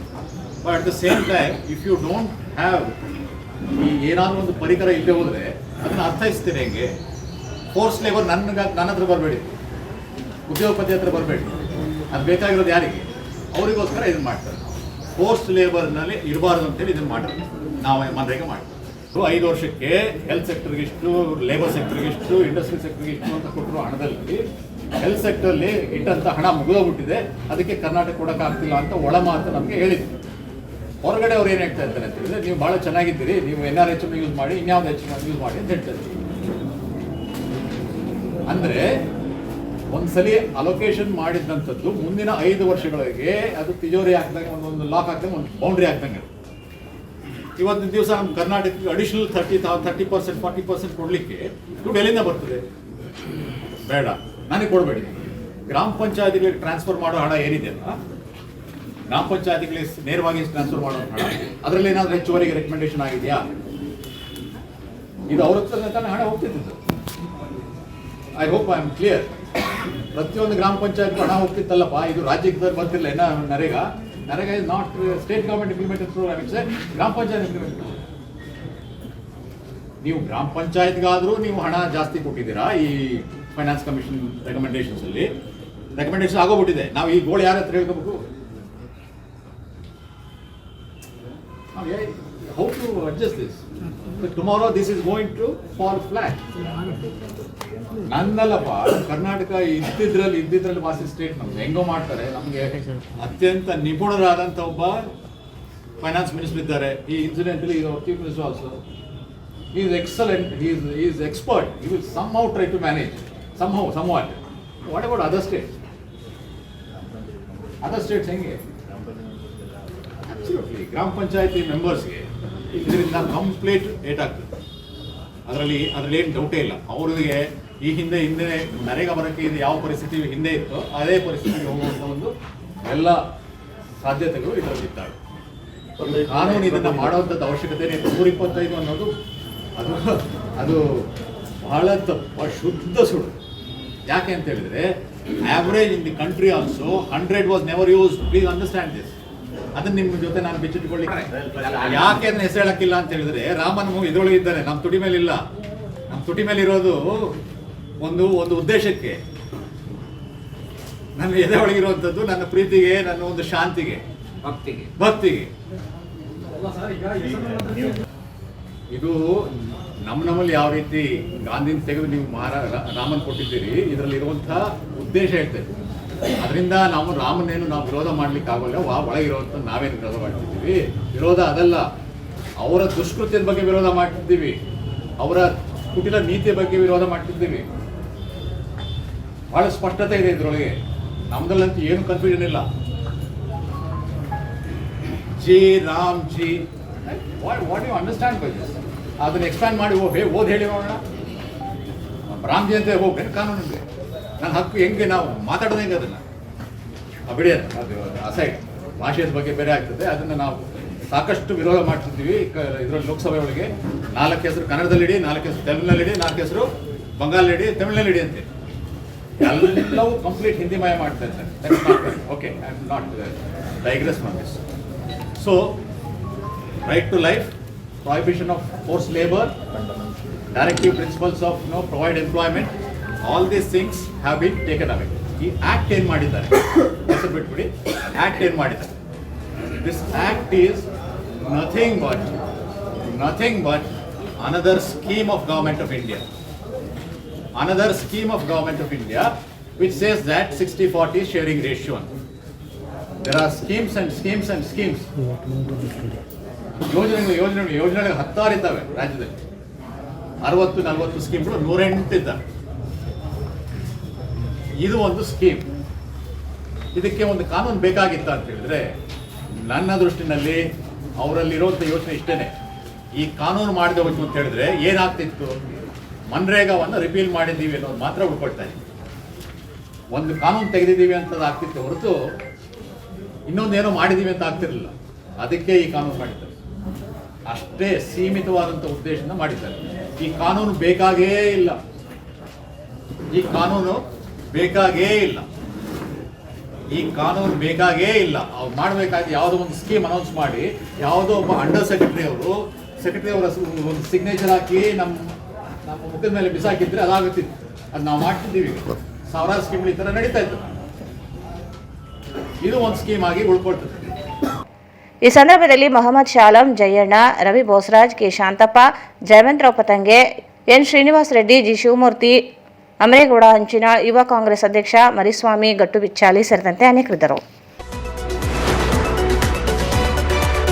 ಜಿಲ್ಲೆಯಲ್ಲಿ ಶಾಂತಿ ಸುವ್ಯವಸ್ಥೆಯನ್ನು ರಕ್ಷಿಸಲು ಸಿಬ್ಬಂದಿಗಳಲ್ಲಿ ಶಿಸ್ತು ಹಾಗೂ ಪಾರದರ್ಶಕ ಆಡಳಿತ ನೀಡಲು ಪ್ರತಿ ಠಾಣೆಯಲ್ಲಿ ವಿಶೇಷ ಕಾರ್ಯಾಚರಣೆ ನಡೆಸಿ ಅಕ್ರಮಗಳಿಗೆ ಆದ್ಯತೆ ಮೇಲೆ ಕಡಿವಾಣ ಹಾಕಲಾಗುತ್ತದೆ. ಸಾರ್ವಜನಿಕರು ಸಹಕಾರ ನೀಡಬೇಕೆಂದು ನೂತನ ಎಸ್ಪಿ ಅರುಣಾಕ್ಷ ಗಿರಿ ಹೇಳಿದರು. ಅವರು ಇಂದು ಮಾಧ್ಯಮಗಳೊಂದಿಗೆ ಮಾತನಾಡಿ, ಜಿಲ್ಲೆಯ ವಿವಿಧ ಠಾಣೆಗಳಿಗೆ ಭೇಟಿ ನೀಡಿ ಅಪರಾಧ ಪ್ರಕರಣಗಳು, ಶಿಕ್ಷೆ ಮತ್ತು ರೂಢಿಗತ ಅಪರಾಧಗಳ ಕುರಿತು ಮಾಹಿತಿ ಪಡೆಯಲಾಗಿದೆ. ಸಿಬ್ಬಂದಿಗಳಿಗೆ ಕೆಲ ಕಟ್ಟುನಿಟ್ಟಿನ ಸೂಚನೆಗಳನ್ನು ನೀಡಲಾಗಿದೆ. ಸಿಸಿಟಿವಿಗಳು ನಿರಂತರ ನಿರ್ವಹಣೆ, ಸಿಬ್ಬಂದಿಗಳಲ್ಲಿ ಶಿಸ್ತು ರೂಢಿಸಿಕೊಳ್ಳುವ ಕುರಿತು ನಿರ್ದೇಶನ ನೀಡಲಾಗಿದೆ. ಜಿಲ್ಲೆಯಲ್ಲಿ 1300 ಮಂಜೂರಾತಿ ಸಿಬ್ಬಂದಿಗಳಲ್ಲಿ 1100 ಜನರು ಕಾರ್ಯನಿರ್ವಹಿಸುತ್ತಿದ್ದಾರೆ. ರಾತ್ರಿ ಗಸ್ತು ಹಾಗೂ ಬಂದೋಬಸ್ತ್ ನಿರ್ವಹಣೆಗೆ ಸಮಸ್ಯೆಯಾಗಿದೆ. ಆದರೂ ಪಾಳೆ ಪ್ರಕಾರ ಸಿಬ್ಬಂದಿಗಳನ್ನು ನಿಯುಕ್ತಿಗೊಳಿಸಲಾಗುತ್ತದೆ. ಒತ್ತಡದಲ್ಲಿ ಸಿಬ್ಬಂದಿಗಳು ಕೆಲಸ ಮಾಡದಂತೆ ನಿಗಾ ವಹಿಸಲಾಗುತ್ತದೆ ಎಂದರು. ಎಲ್ಲ ಠಾಣೆಗಳಲ್ಲಿ ರೂಢಿಗತ ಅಪರಾಧಿಗಳ ಪಟ್ಟಿಯನ್ನು ಪರಿಷ್ಕರಿಸಿ ಅಪರಾಧಿ ಪ್ರವೃತ್ತಿಯವರ ಮೊಬೈಲ್ ತಪಾಸಣೆ, ಮನಸ್ಥಿತಿ ಕುರಿತು ಮಾಹಿತಿ ಸಂಗ್ರಹಿಸಲಾಗುತ್ತಿದೆ. ಸಾಮಾಜಿಕ ಜಾಲತಾಣಗಳಲ್ಲಿ ಚಟುವಟಿಕೆಯಲ್ಲಿ ಇರುವ ಮೊಬೈಲ್ ತಪಾಸಣೆ ನಡೆಸಿ ಅಪರಾಧಿ ಮನೋಭಾವನೆ ಪತ್ತೆ ಮಾಡಲಾಗುತ್ತದೆ. ಸಮಾಜದ ಅಶಾಂತಿಗೆ ಕಾರಣವಾಗುವ ಸಂದೇಶಗಳ ವಿನಿಮಯ ಒಳಗೊಂಡಂತೆ ಚಟುವಟಿಕೆಗಳ ನಿಗಾ ವಹಿಸಲು ಸಿಬ್ಬಂದಿಗಳಿಗೆ ಸೂಚಿಸಲಾಗಿದೆ. ಠಾಣೆಗಳಲ್ಲಿ ಶಾಂತಿ ಸಭೆಗಳನ್ನು ನಡೆಸಿ ಸಮಸ್ಯೆಗಳ ನಿವಾರಣೆಗೆ ಆದ್ಯತೆ ಮೇಲೆ ಕಾರ್ಯನಿರ್ವಹಿಸಲಾಗುತ್ತದೆ. ಠಾಣಾವಾರು ಅಪರಾಧ ಪ್ರಕರಣಗಳ ಪತ್ತೆ, ಹೆಚ್ಚಳ ನಿಯಂತ್ರಣಕ್ಕೆ ಬೇಕಿರುವ ಕ್ರಮಗಳ ಕುರಿತು ವಿಶೇಷ ನಿಗಾ ವಹಿಸಲಾಗುತ್ತದೆ ಎಂದರು. ಸಿಎಚ್ ಪೌಡರ್ ಅಕ್ರಮ ಸಾಗಾಣಿಕೆ, ಮಟ್ಕಾ, ಇಸ್ವಿ ಜೂಜಾಟಗಳು ಸೇರಿದಂತೆ ನಿಗಾ ವಹಿಸಲು ಕ್ರಮ ವಹಿಸಲಾಗುತ್ತದೆ. ಸಾರ್ವಜನಿಕರು ಸಹಕಾರ ನೀಡಿ ಮಾಹಿತಿಯನ್ನು ಇಲಾಖೆಗೆ ನೀಡಬೇಕು. ಕೈಗೆತ್ತಿಕೊಂಡವರ ವಿರುದ್ಧ ನಿರ್ದಾಕ್ಷಿಣ್ಯ ಕ್ರಮ ಕೈಗೊಳ್ಳಲಾಗುತ್ತದೆ ಎಂದರು. ಮೇನ್ ಪೆರೇಡ್ ಡಿಸಿಪ್ಲಿನ್ ಸ್ವಲ್ಪ ಜಾಸ್ತಿ ಇರಬೇಕು. ಪೆರೇಡ್ ಕಡಿಮೆ ಆಗ್ತಾ ಇದೆ. ಸೊ ಆಮೇಲೆ ನಾನು ಅಬ್ಸರ್ವ್ ಮಾಡಿದ್ದು ಈ ಡಿಸಿಪ್ಲಿನ್ ಮೇಲೆ ನಾನು ಜಾಸ್ತಿ ಫೋಕಸ್ ಮಾಡಿದ್ದೆ. ಒಂದು ಪೆರೇಡ್, ಆಮೇಲೆ ಅವ್ರದ್ದು day duty and night duty deployment rotation ಸರಿಯಾಗಿ ಮಾಡಬೇಕು. ಮತ್ತು ಡ್ಯೂಟಿ ರೊಟೇಷನ್ ಮೇಲೆ ಹೇಳಿದ್ದೆ. ಆಮೇಲೆ ಕೆಲವೊಂದು ಸಲ ಅಡಿಕ್ವೇಟ್ ರೆಸ್ಟ್ ಕೊಟ್ಟಿಲ್ಲ ಅಂದರೆ, ವೀಕ್ಲಿ ಆಫ್ಸ್ ಎಲ್ಲ ಸರಿಯಾಗಿ ಕೊಟ್ಟಿಲ್ಲ ಅಂದರೆ, ಬೇಜಾರು ಬಂದೋಬಸ್ತ್ ಇದ್ದಾಗ ದೇರು ಸರಿಯಾಗಿ ಡ್ಯೂಟಿ ಮಾಡಲ್ಲ. ಉದಾಹರಣೆ, ಚಿನ್ನಸ್ವಾಮಿ ಸ್ಟೇಡಿಯಮಲ್ಲಿ ಸರಿಯಾಗಿ ರೆಸ್ಟ್ ಕೊಟ್ಟಿಲ್ಲ. So they are not able to come on time. So crowd handling ಮಾಡಬೇಕಾದ್ರೆ ನಾನು ಹೇಳಿದ್ದೀನಿ ಕಿ ಸರಿಯಾಗಿ duty rotation, day shift, night shift, day shift, night shift ಇದನ್ನು ಸರಿಯಾಗಿ ಮಾಡಿಸ್ಬೇಕು. ಆಮೇಲೆ ಪ್ರತಿಯೊಂದು CC ಕ್ಯಾಮ್ರಾ ಇರುತ್ತೆ ನಮ್ಮ ಪೊಲೀಸ್ ಠಾಣೆಯಲ್ಲಿ. ಸೊ ಎಲ್ಲ CC ಕ್ಯಾಮ್ರಾಸ್ನ ಯಾವಾಗಲೂ ಚಾಲನೆಯಲ್ಲಿ ಇಡಬೇಕು. 24/7 it should be on. That as per supreme court guidelines, all police stations should have CC cameras 24/7. So ಇದ್ರ ಜೊತೆಗೆ ನಾನು ಅವರಿಗೆ ಈ ನೈಟ್ ರೌಂಡ್ಸ್ ಮಾಡುವಾಗ ಎಲ್ಲೆಲ್ಲಿ ಮೇನ್ ಹೈವೇಸ್ ಇದೆ ಅಲ್ಲಿ, ಮತ್ತೆ ಈ ಜ್ಯುವೆಲ್ರಿ ಅಂಗಡಿ, petrol bunk, bank, ATMs, so ಇದ್ರ ಮೇಲೆ ಕೂಡ ಸ್ವಲ್ಪ ಫೋಕಸ್ ಮಾಡೋಕ್ಕೆ ಹೇಳಿದ್ದೀವಿ. ಸಿಬ್ಬಂದಿಗಳು ನಮ್ಮದು ಜಿಲ್ಲೆಯಲ್ಲಿ ಟೋಟಲ್ 1300 ಸ್ಯಾಂಕ್ಷನ್ ಸ್ಟ್ರೆಂತ್ ಇದೆ, ಬಟ್ ಆ್ಯಕ್ಚುಯಲ್ ಸ್ಟ್ರೆಂತ್ ಇದೆ 1100. ಸೊ ನಮ್ಮದು ಅರೌಂಡ್ 200 ವೇಕೆನ್ಸೀಸ್ ಇದೆ. So that is having a effect on night rounds. So we told them to do proper randomization of night rounds, so that ಇವೆಲ್ಲ beats ಏನು cover ಮಾಡ್ತಾ ಇದ್ದಾರೆ, it will cover both main highways ವೆಲ್ಲಿ ರಾತ್ರಿಯಲ್ಲಿ accidents ಆಗುತ್ತೆ, those and all these important junctions where jewellery shop, petrol bunks, all these are there. ಆಮೇಲೆ ನಾನು ಅವರಿಗೆ ಹೇಳಿದೆ ಕಿ ಪ್ರತಿಯೊಂದು ಸ್ಟೇಷನಲ್ಲಿ ಯಾರ್ಯಾರು ಪ್ರೀವಿಯಸ್ ಕಿಡಿಗೇಡಿಗಳು ಆ್ಯಂಡ್ ಪುಂಡಾಡಿಗಳು ಇದ್ದಾರೆ, ಸೊ ಅವ್ರದ್ದು ಮತ್ತೆ ನೀವು ರಿನ್ಯೂವಲ್ ಮಾಡಬೇಕು. So because it has to be, some people are dead, so ಅದನ್ನು ರಿನ್ಯೂ ಮಾಡಬೇಕು. Some people are inactive, some people have become more active. So ಇದು ರಿಗಾರ್ಡಿಂಗ್ ಐ ಟೋಲ್ಡ್ ದೆಮ್ ಕಿ ಎಲ್ಲರಿಗೂ ರಿವ್ಯೂ ಮಾಡಿ ಈ ಹಿಂದಿನ ಕಿಡಿಗೇಡಿಗಳು ಆ್ಯಂಡ್ ಪುಂಡಾಡಿಗಳು ಆ್ಯಂಡ್ ಪ್ರೀವಿಯಸ್ ಆರೋಪಿಗಳು, ಸೊ ಅದನ್ನು ಒಂದು ಮಾಡಿದ್ವಿ. ಆಮೇಲೆ ರೀಸೆಂಟ್ ಏನೇನು ಈ CCTV ಫುಟೇಜಸ್ನ ಸ್ಟೋರ್ ಮಾಡೋದಕ್ಕೆ ಎಲ್ಲ ನಾವು ಅಂಗಡಿ ಮುಂಗಟ್ಟುಗಳಿಗೆ ಸ್ಕ್ಯಾನಿಂಗ್ ಮಾಡೋಕ್ಕೆ ಹೇಳಿದ್ವಿ. So more than Raichur district has got more than 8,000 CC cameras. So ಅವೆಲ್ಲ ಪ್ರತಿಯೊಂದು ಸ್ಟೇಷನ್ ವೈಸ್ ಮ್ಯಾಪಿಂಗ್ ಮಾಡೋಕ್ಕೆ ಕೂಡ ಹೇಳಿದ್ದೀವಿ. And these CC cameras should be one road mapping, road facing, and on one is cash register facing. So if you just put CC camera ಗೋಡೆ facing ಮಾಡಿದ್ರೆ there is no point. So ನಾನು ಹೇಳಿದೆ ನಮ್ಮ ಸಿಬ್ಬಂದಿಗೆ ಯಾವ್ಯಾವ ಅಂಗಡಿಯಲ್ಲಿ CC cameras ಇದೆ, minimum they should be road facing as well as cash register to facing. ಆಮೇಲೆ ಪೆಟ್ರೋಲಿಂಗ್ ಮಾಡುವಾಗ ಹೊಡೆದ್ಬಿಡ್ತಾರೆ ಪೊಲೀಸ್ ವೆಹಿಕಲ್ಸ್ಗೆ ಕೂಡ. ಸೊ ದಟ್ ಐ ಅಬ್ಸರ್ವ್ ಕಿ ಕೆಲವರು ಸೈಲೆಂಟ್ ಟಾಪ್ ಲೈಟ್ ಹಾಕಿರಲಿಲ್ಲ. So that also I told them. ಆಮೇಲೆ ಈ ಕಿಡಿಗೇಡಿಗಳು ಪುಂಡಾಡಿಗಳು ಬಂದಾಗ ಪೊಲೀಸ್ ಸ್ಟೇಷನ್ಗೆ ಕರೆದಾಗ, so what we should do is we should check their mobile phones also. So when I was SP Koppal, ನಾನು ಅದನ್ನು ಕೂಡ ಮಾಡಿದ್ದೆ ಕಿ ಎಲ್ಲರದು ಮೊಬೈಲ್ ಫೋನ್ ತೆಗೆದುಬಿಟ್ಟು ಅವರು ಏನೇನು ವಾಟ್ಸಪ್ ಗ್ರೂಪಲ್ಲಿ ಮೆಂಬರ್ಸ್ ಇದ್ದಾರೆ, ಸೊ ಅವರು ಯಾವ ಥರ ವಿಡಿಯೋಸ್ ನೋಡ್ತಾರೆ, ಸೊ ಅವರು ಯಾವ ಥರ ಏನೇನು ಟೆಕ್ಸ್ಟ್ ಮೆಟೀರಿಯಲ್ ನೋಡ್ತಾ ಇದ್ದಾರೆ, ಫೋಟೋಸ್ ನೋಡ್ತಾರೆ, ವಾಟ್ ಈಸ್ ಇಸ್ ಮನೋಸ್ಥಿತಿ, ಅವನು ವೈಲೆಂಟ್ ಪುರೋನ್ ಪರ್ಸನ, ಅವನು ಯಾವ ಥರ ಯೋಚನೆ ಇದೆ, ಅವನು ಸಮಾಜ ಘಾತುಕ ಯೋಚನೆ ಇದೆಯಾ, what kind of videos is watching. So this I also told them ಈ ನೀವು ಆರೋಪಿಗಳನ್ನ ಸ್ಟೇಷನ್ಗೆ ಕರೆದಾಗ ಸ್ವಲ್ಪ ಅವರು ಮೊಬೈಲ್ ಫೋನ್ ಕೂಡ ಚೆಕ್ ಮಾಡಿ. ಆಮೇಲೆ ಟೈಮ್ಗೆ ಪೀಸ್ ಮೀಟಿಂಗ್ ಕೂಡ ಮಾಡೋಕ್ಕೆ ಹೇಳಿದ್ದೀವಿ. So that is very important. Peace meetings during peace time, the work that you put during peace time will help you during crucial bandobast time, jatra, Shobhayatra, ಆಮೇಲೆ ಗಣಪತಿ, ಮೊಹರಂ, ರಂಜಾನ್, ಈದ್, ಬಕ್ರೀದ್, ರಾಮನವಮಿ, ಹನುಮ ಜಯಂತಿ, ಆಮೇಲೆ all the Jayantis and all the Eid festivals. So ಎಲ್ಲ ಈ main ಬಂದೋಬಸ್ತ್ ಇದ್ದಾಗ ನಾವು ಮುಂಚೆಯಿಂದನೇ piece meeting ಮಾಡಿದರೆ ಜನರ ಜೊತೆ ಅವ್ರದ್ದು ಮುಖ ಪರೀಕ್ಷೆ ಆಗಿರುತ್ತೆ. ಬಂದೋಬಸ್ತ್ ಇತ್ತು ಎಲ್ಲ ನೋಡಿಕೊಂಡೆ. ತಮ್ಮೆಲ್ಲ ಸಹಕಾರ ನಮಗೆ ಪೊಲೀಸ್ ಇಲಾಖೆ ಜೊತೆ ಇರಲಿ. ಏನಲ್ಲಿ ಪ್ರೆಸ್ ಪ್ರಕಟಣೆ ಕೂಡ ಕೊಡ್ತೀವಿ. ಆಮೇಲೆ ಯಾರಿಗೆ ಬೈಟ್ ಬೇಕು ನಾನು ವಿಡಿಯೋ ಕೂಡ ಮಾಡಿ ಅದರಲ್ಲಿ ಹಾಕ್ತೀನಿ, both for news print, return media as well as online media. So ನಮ್ಮದು ಏನೇನು ಮಾಹಿತಿ ಬೇಕಾಗುತ್ತೆ ಎಲ್ಲ ಕೇಳಿ ಅದರಲ್ಲಿ ನಾವು ಕೊಡ್ತೀವಿ. ಆ್ಯಂಡ್ ನೋಡಲ್ ಆಫೀಸರ್ ಕೂಡ ಒಬ್ಬರು ನೇಮಕ ಮಾಡಿದ್ದೀವಿ, Shri Mahesh Patil. So he is also very good. ಅವರು ಕೂಡ ಬನ್ನಿ. He is the nodal officer, he is coordinating. So ಏನೇ ಮಾಹಿತಿ ಬೇಕಾದರೆ ಕೊಡಿ, ನಾವು ಇಮಿಡಿಯೇಟ್ ಕೊಡ್ತೀವಿ. So that transparency is there and any important information will also give ಪತ್ರಿಕಾ ಪ್ರಕಟಣೆ. ಅಲ್ಲ ನಾ ಹೇಳಿದ ಉದ್ದೇಶ ಇಷ್ಟೇ. ಇದು 2024 ತನಕ ಬರೀ 5, 6, 7 ಕೇಸ್ ಅಷ್ಟೇ ರಿಪೋರ್ಟ್ ಇತ್ತು. 2024ರಲ್ಲಿ ನಾವು ಕೇಸ್ ರಿಜಿಸ್ಟರ್ ಮಾಡಿದ್ದು 52 ಕೇಸ್. ಮೊದಲಿದ್ದು 6, 7 ಕೇಸ್ಗಳು ಅಷ್ಟೇ. 2024ರಲ್ಲಿ 52 ಕೇಸ್ ಮಾಡಿಸಿದ್ವಿ. ಇದರಲ್ಲಿ ನಮ್ಮಲ್ಲಿ ಕನ್ಸ್ಯೂಮರ್ಸ್ ಯಾರು ಸೇವನೆ ಮಾಡ್ತಾರಲ್ಲ ಅವ್ರು ಟೆಸ್ಟ್ ಮಾಡಿಸಿ, ಯೂರಿನ್ ಟೆಸ್ಟ್ ಮತ್ತು ಬ್ಲಡ್ ಟೆಸ್ಟ್ ಮಾಡಿಸಿ ಅವ್ರ ಮೇಲೆ ಕೇಸ್ ಆಗಿರ್ತಕ್ಕಂಥವು ಜೊತೆಗೆ ಯಾರು ಪ್ಲೇಟಿಂಗ್ ಮಾಡ್ತಾರೆ, ಯಾರು ಇದು ಕಲ್ಟಿವೇಶನ್ ಮಾಡ್ತಾರೆ, ಬೆಳೀತಾರೆ, ಅದರದೊಂದಿಷ್ಟು ಕೇಸ್ ಮಾಡಿ ಸುಮಾರು 5 kg 271 ಗ್ರಾಮನ್ನು ನಾವು ನಮ್ಮ ಸಬ್ ಡಿವಿಷನಲ್ಲಿ ಇದನ್ನು ಸೀಸ್ ಮಾಡಿದ್ವಿ. ಇದು ನಮ್ಮಲ್ಲಿ ಈ ಕಡೆ ಎರೆಗೆರೆ ಕಡೆ ಎಲ್ಲ ಬರ್ತದೆ ಅಂತೇಳಿ ಮಾಹಿತಿ ಇತ್ತು, ಅದನ್ನು ನಾವು ಕಟ್ ಮಾಡಿದ್ವಿ, ಪೂರ್ಣ ಬ್ರೇಕ್ ಆಗಿದೆ ಅದು. ಆಮೇಲೆ ಈ ಕಡೆ ಸೊಲ್ಲಾಪುರದಿಂದ ಕಡೆ ಬರ್ತದೆ ಅಂತೇಳಿ ಮಾಹಿತಿ ಇತ್ತು, ಅದನ್ನು ನಾವು 2 ರೂಟನ್ನು ಬ್ರೇಕ್ ಮಾಡಿದ್ವಿ. ಇನ್ನೂ ಈ ಎಫರ್ಟಲ್ಲಿದ್ವಿ, ನಮ್ಗೆ ಇನ್ನೂ ಕೆಲವು ಕಡೆ ಇನ್ಫಾರ್ಮೇಷನ್ ಬರ್ತಾ ಇದೆ.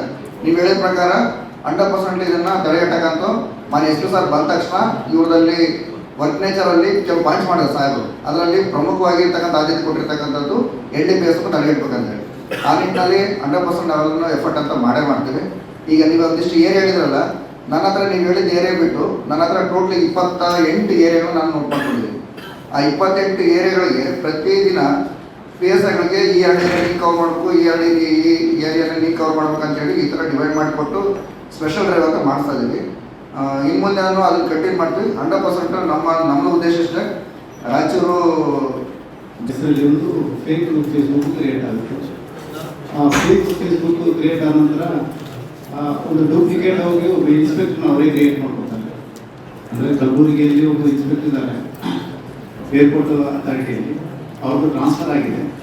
ಅವ್ರದ್ದು ಟ್ರಾನ್ಸ್ಫರ್ ಆದ ನಂತರ ಅವ್ರದ್ದು ಸಾಕಷ್ಟು ಬೆಲೆ ಬಾಳೋ ವಸ್ತುಗಳು, ಅಂದರೆ ಫರ್ನಿಚರ್ಸ್ ಆಗಿರ್ಬೋದು, ಬೆಲೆ ವಸ್ತುಗಳು, ಸುಮಾರು 4 ಲಕ್ಷದ ವಸ್ತುಗಳನ್ನು ಭಾಳಷ್ಟು ಕಡಿಮೆ ರೇಟಲ್ಲಿ, ಅಂದರೆ 80,000-90,000 ಕೊಟ್ಟು ಮೆಸೇಜ್ಗಳು ಸ್ಟಾರ್ಟ್ ಆಗ್ತವೆ.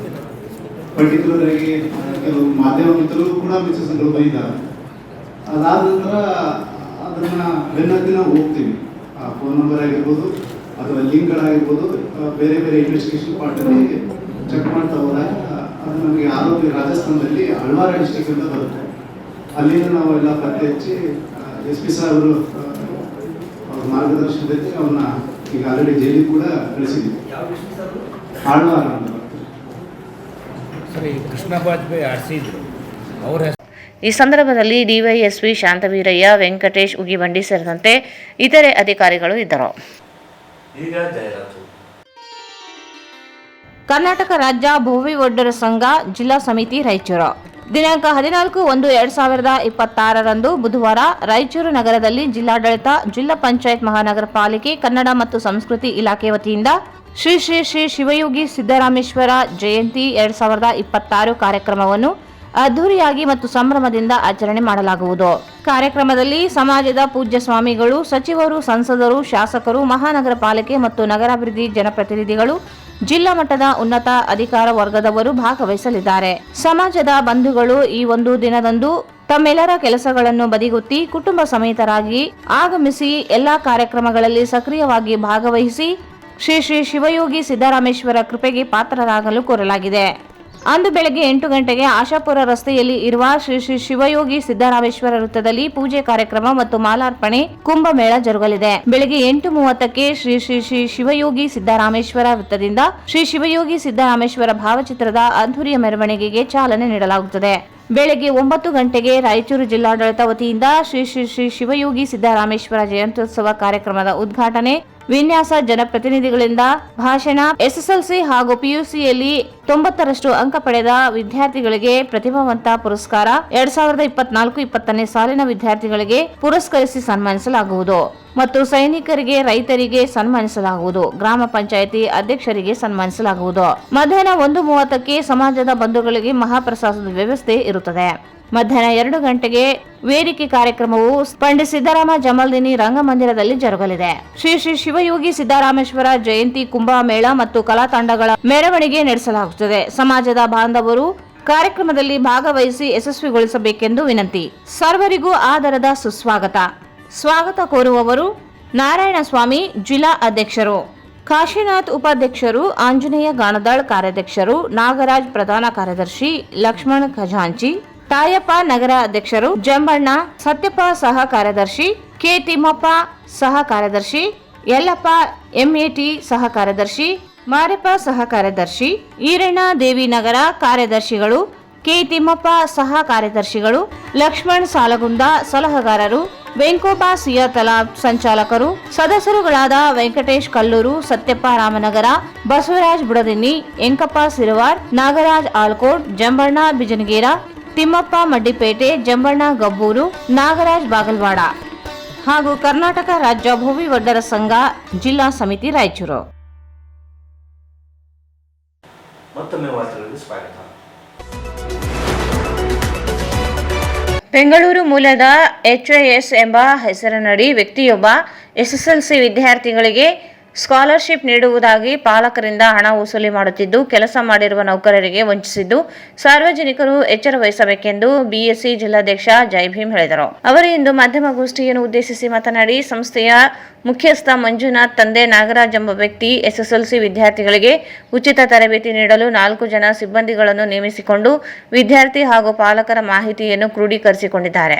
ಉಚಿತ ಎಂದು ಹೇಳಿ ಸಿಬ್ಬಂದಿಗಳಿಗೆ ಮಾಹಿತಿ ಇಲ್ಲದೆ ಪಾಲಕರಿಗೆ ಫೋನ್ ಕರೆ ಮಾಡಿ ಹಣ ನೀಡುವಂತೆ ಒತ್ತಾಯಿಸುತ್ತಿರುವುದು ಬೆಳಕಿಗೆ ಬಂದಿದೆ.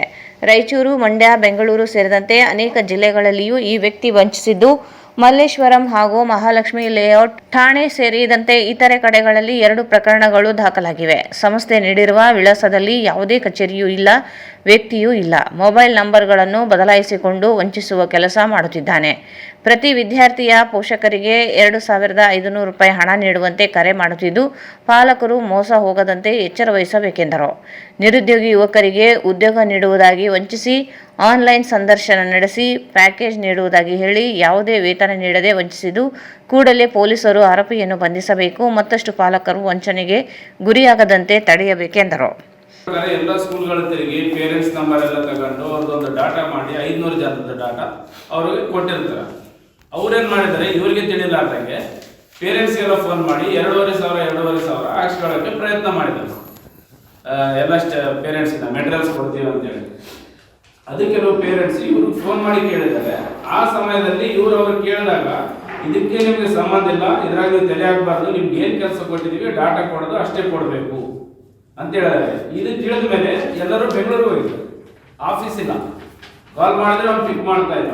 ಅದಾದ್ಮೇಲೆ ಬೇರೆ ಬೇರೆ ನಂಬರ್ ಇದು ಮಾಡಿದ್ರೆ ಅವಾಚ್ಯ ಶಬ್ದಗಳಿಂದ ಬೈಯೋದು. ಈ ತರ ಮಾಡಿ ಮೈಸೂರು, ಮಂಡ್ಯ, ಹುಬ್ಬಳ್ಳಿ, ಧಾರವಾಡ ಈ ಕಡೆ ಎಲ್ಲ ಇದೇ ರೀತಿ ಮಾಡಿದ್ದಾರೆ. ಈ ವಿಷಯ ಗೊತ್ತಾಗಿ ಎಷ್ಟು ನಂಬರ್ಸ್ ಕೊಟ್ಟಿದ್ವು ನಾವು ಪೇರೆಂಟ್ಸ್ದು, ಎಲ್ಲರಿಗೂ ಫೋನ್ ಮಾಡಿ ಯಾರಿಗೂ 1 ರೂಪಾಯಿ ಆಗ್ಬೇಡ್ರಿ ಅಂತ ಮೊದಲೇ ಹೇಳ್ಬಿಟ್ಟಿದೆ. ರಾಯಚೂರಲ್ಲಿ ಯಾವುದೇ ಈ ಥರದ್ದು ಆಗ್ಬಾರ್ದು ಅಂತ ಹೇಳ್ಬಿಟ್ಟಿದ್ದಾರೆ. ಅದಾದ್ಮೇಲೆ ಅವ್ರ ಮೇಲೆ ಯಾವುದು ಚಂದ್ರ ಲೇಔಟ್ ಅಲ್ಲಿ 2 ಕಡೆ FIR ಆಗಿದೆ. ಇವಾಗ ಓಡೋಗಿದ್ದಾರೆ. ಬಟ್ ಅದೇ ಪೇರೆಂಟ್ಸ್ ನ ಬೇರೆ ಬೇರೆ ನಂಬರ್ ಇಂದ ಕಾಂಟ್ಯಾಕ್ಟ್ ಮಾಡಕ್ಕೆ ಪ್ರಯತ್ನ ಮಾಡ್ತಿದ್ದಾನೆ ಮಂಜುನಾಥ್, ನಾಗರಾಜನ ಹುಡುಗ, ತಂದೆ ನಾಗರಾಜನ ಹುಡುಗ. ಈ ಒಂದು ಪತ್ರಿಕಾಗೋಷ್ಠಿ ಹೇಗೆ ಮಾಡ್ತಿದೀವಿ ಅಂದ್ರೆ, ಮತ್ತೆ ಯಾರು ಮೋಸ ಹೋಗ್ಬಾರ್ದು. ಈ HIS ಅಕಾಡೆಮಿಯಿಂದ ಮತ್ತೆ ಯಾರು ಜಾಬ್ ವೇಕೆನ್ಸಿ ಅಂತೇಳಿ ಹೋಗಿದ್ದ ಹುಡುಗರಿಗೆ ಯಾವುದೇ ತರದ ಸ್ಯಾಲರಿನೂ ಕೊಟ್ಟಿಲ್ಲ. ಇವಾಗ ಎಲ್ಲಾ ನಂಬರ್ಸ್ ಕ್ಲೋಸ್ ಮಾಡ್ಕೊಂಡು ಮಲ್ಲೇಶ್ವರಂ ಅಲ್ಲಿ ಹೋದ್ರು ಆಫೀಸ್ ಇಲ್ಲ, ಅದು ಇನ್ನೊಂದು ಮಹಾಲಕ್ಷ್ಮಿ ಲೇಔಟ್ ಅಲ್ಲೂ ಅವ್ರದ್ದು ಆಫೀಸ್ ಇಲ್ಲ. ಹಿಂಗಾಗಿ ಇನ್ನೊಬ್ರು ಯಾವುದೇ ತರದ ಮೋಸ ಹೋಗಬಾರ್ದು ಅನ್ನೋದಕ್ಕೆ ಈ ಪತ್ರಿಕಾಗೋಷ್ಠಿ ಮಾಧ್ಯಮ. ರಾಯಚೂರಿಂದ ಯಾವ್ದು ಇಸ್ಕೊಂಡಿಲ್ಲ ಸರ್, ಬೇರೆ ಕಡೆ ಆಗಿದ್ದು ನಮ್ಗೆ ಗೊತ್ತಾಗಿ ಇಮಿಡಿಯೇಟ್ 500 ಜನಕ್ಕೂ ಕಾಲ್ ಮಾಡಿ ಹೇಳಿದ್ವಿ. ಹೋಗಿದ್ವಿ ಸರ್ ಕೊಡೋದಕ್ಕೆ. ಅವ್ರು ಬಂದ್ರು, ಆ ಮೂಮೆಂಟ್ ಅಲ್ಲಿ ಬಂದು, ಇಲ್ಲ ಸರ್ ನಾವು ಮಾಡ್ತಾ ಇದೀವಿ ಅಂತ ಹೇಳಿದೆ ಹೋದ್ರು. ಬೆಂಗಳೂರಲ್ಲಿ ನಾವು ಕಂಪ್ಲೇಂಟ್ ಮಾಡಕ್ ಹೋದ್ವಿ. ಅದಾದ್ಮೇಲೆ ಮತ್ತೆ ಅವ್ರು ಕಂಟಿನ್ಯೂ ಮಾಡಿದ್ದಾರೆ. ರಾಯಚೂರಲ್ಲಿ ಮಾತ್ರ ಎಲ್ಲೂ ಮತ್ತೆ ಎಂಟರ್ ಆಗ್ಲಿಕ್ಕೆ ಕೊಟ್ಟಿಲ್ಲ ನಾವು. ಮತ್ತೆ ಮುಂದಿನ ದಿನಗಳಲ್ಲಿ ಅವರು ಇದೇ ಸೋಷಿಯಲ್ ಮೀಡಿಯಾ ಥ್ರೂ ಬೇರೆಯವರಿಂದ ಬರ್ಬೋದು. ಹಾಗಾಗಿ ಈ ಪತ್ರಿಕಾ ಮಾಧ್ಯಮದಿಂದ ಜನಕ್ಕೆ ತಿಳಿಲಿ ಅಂತೇಳಿ ಇವತ್ತು ಈ ಪತ್ರಿಕಾ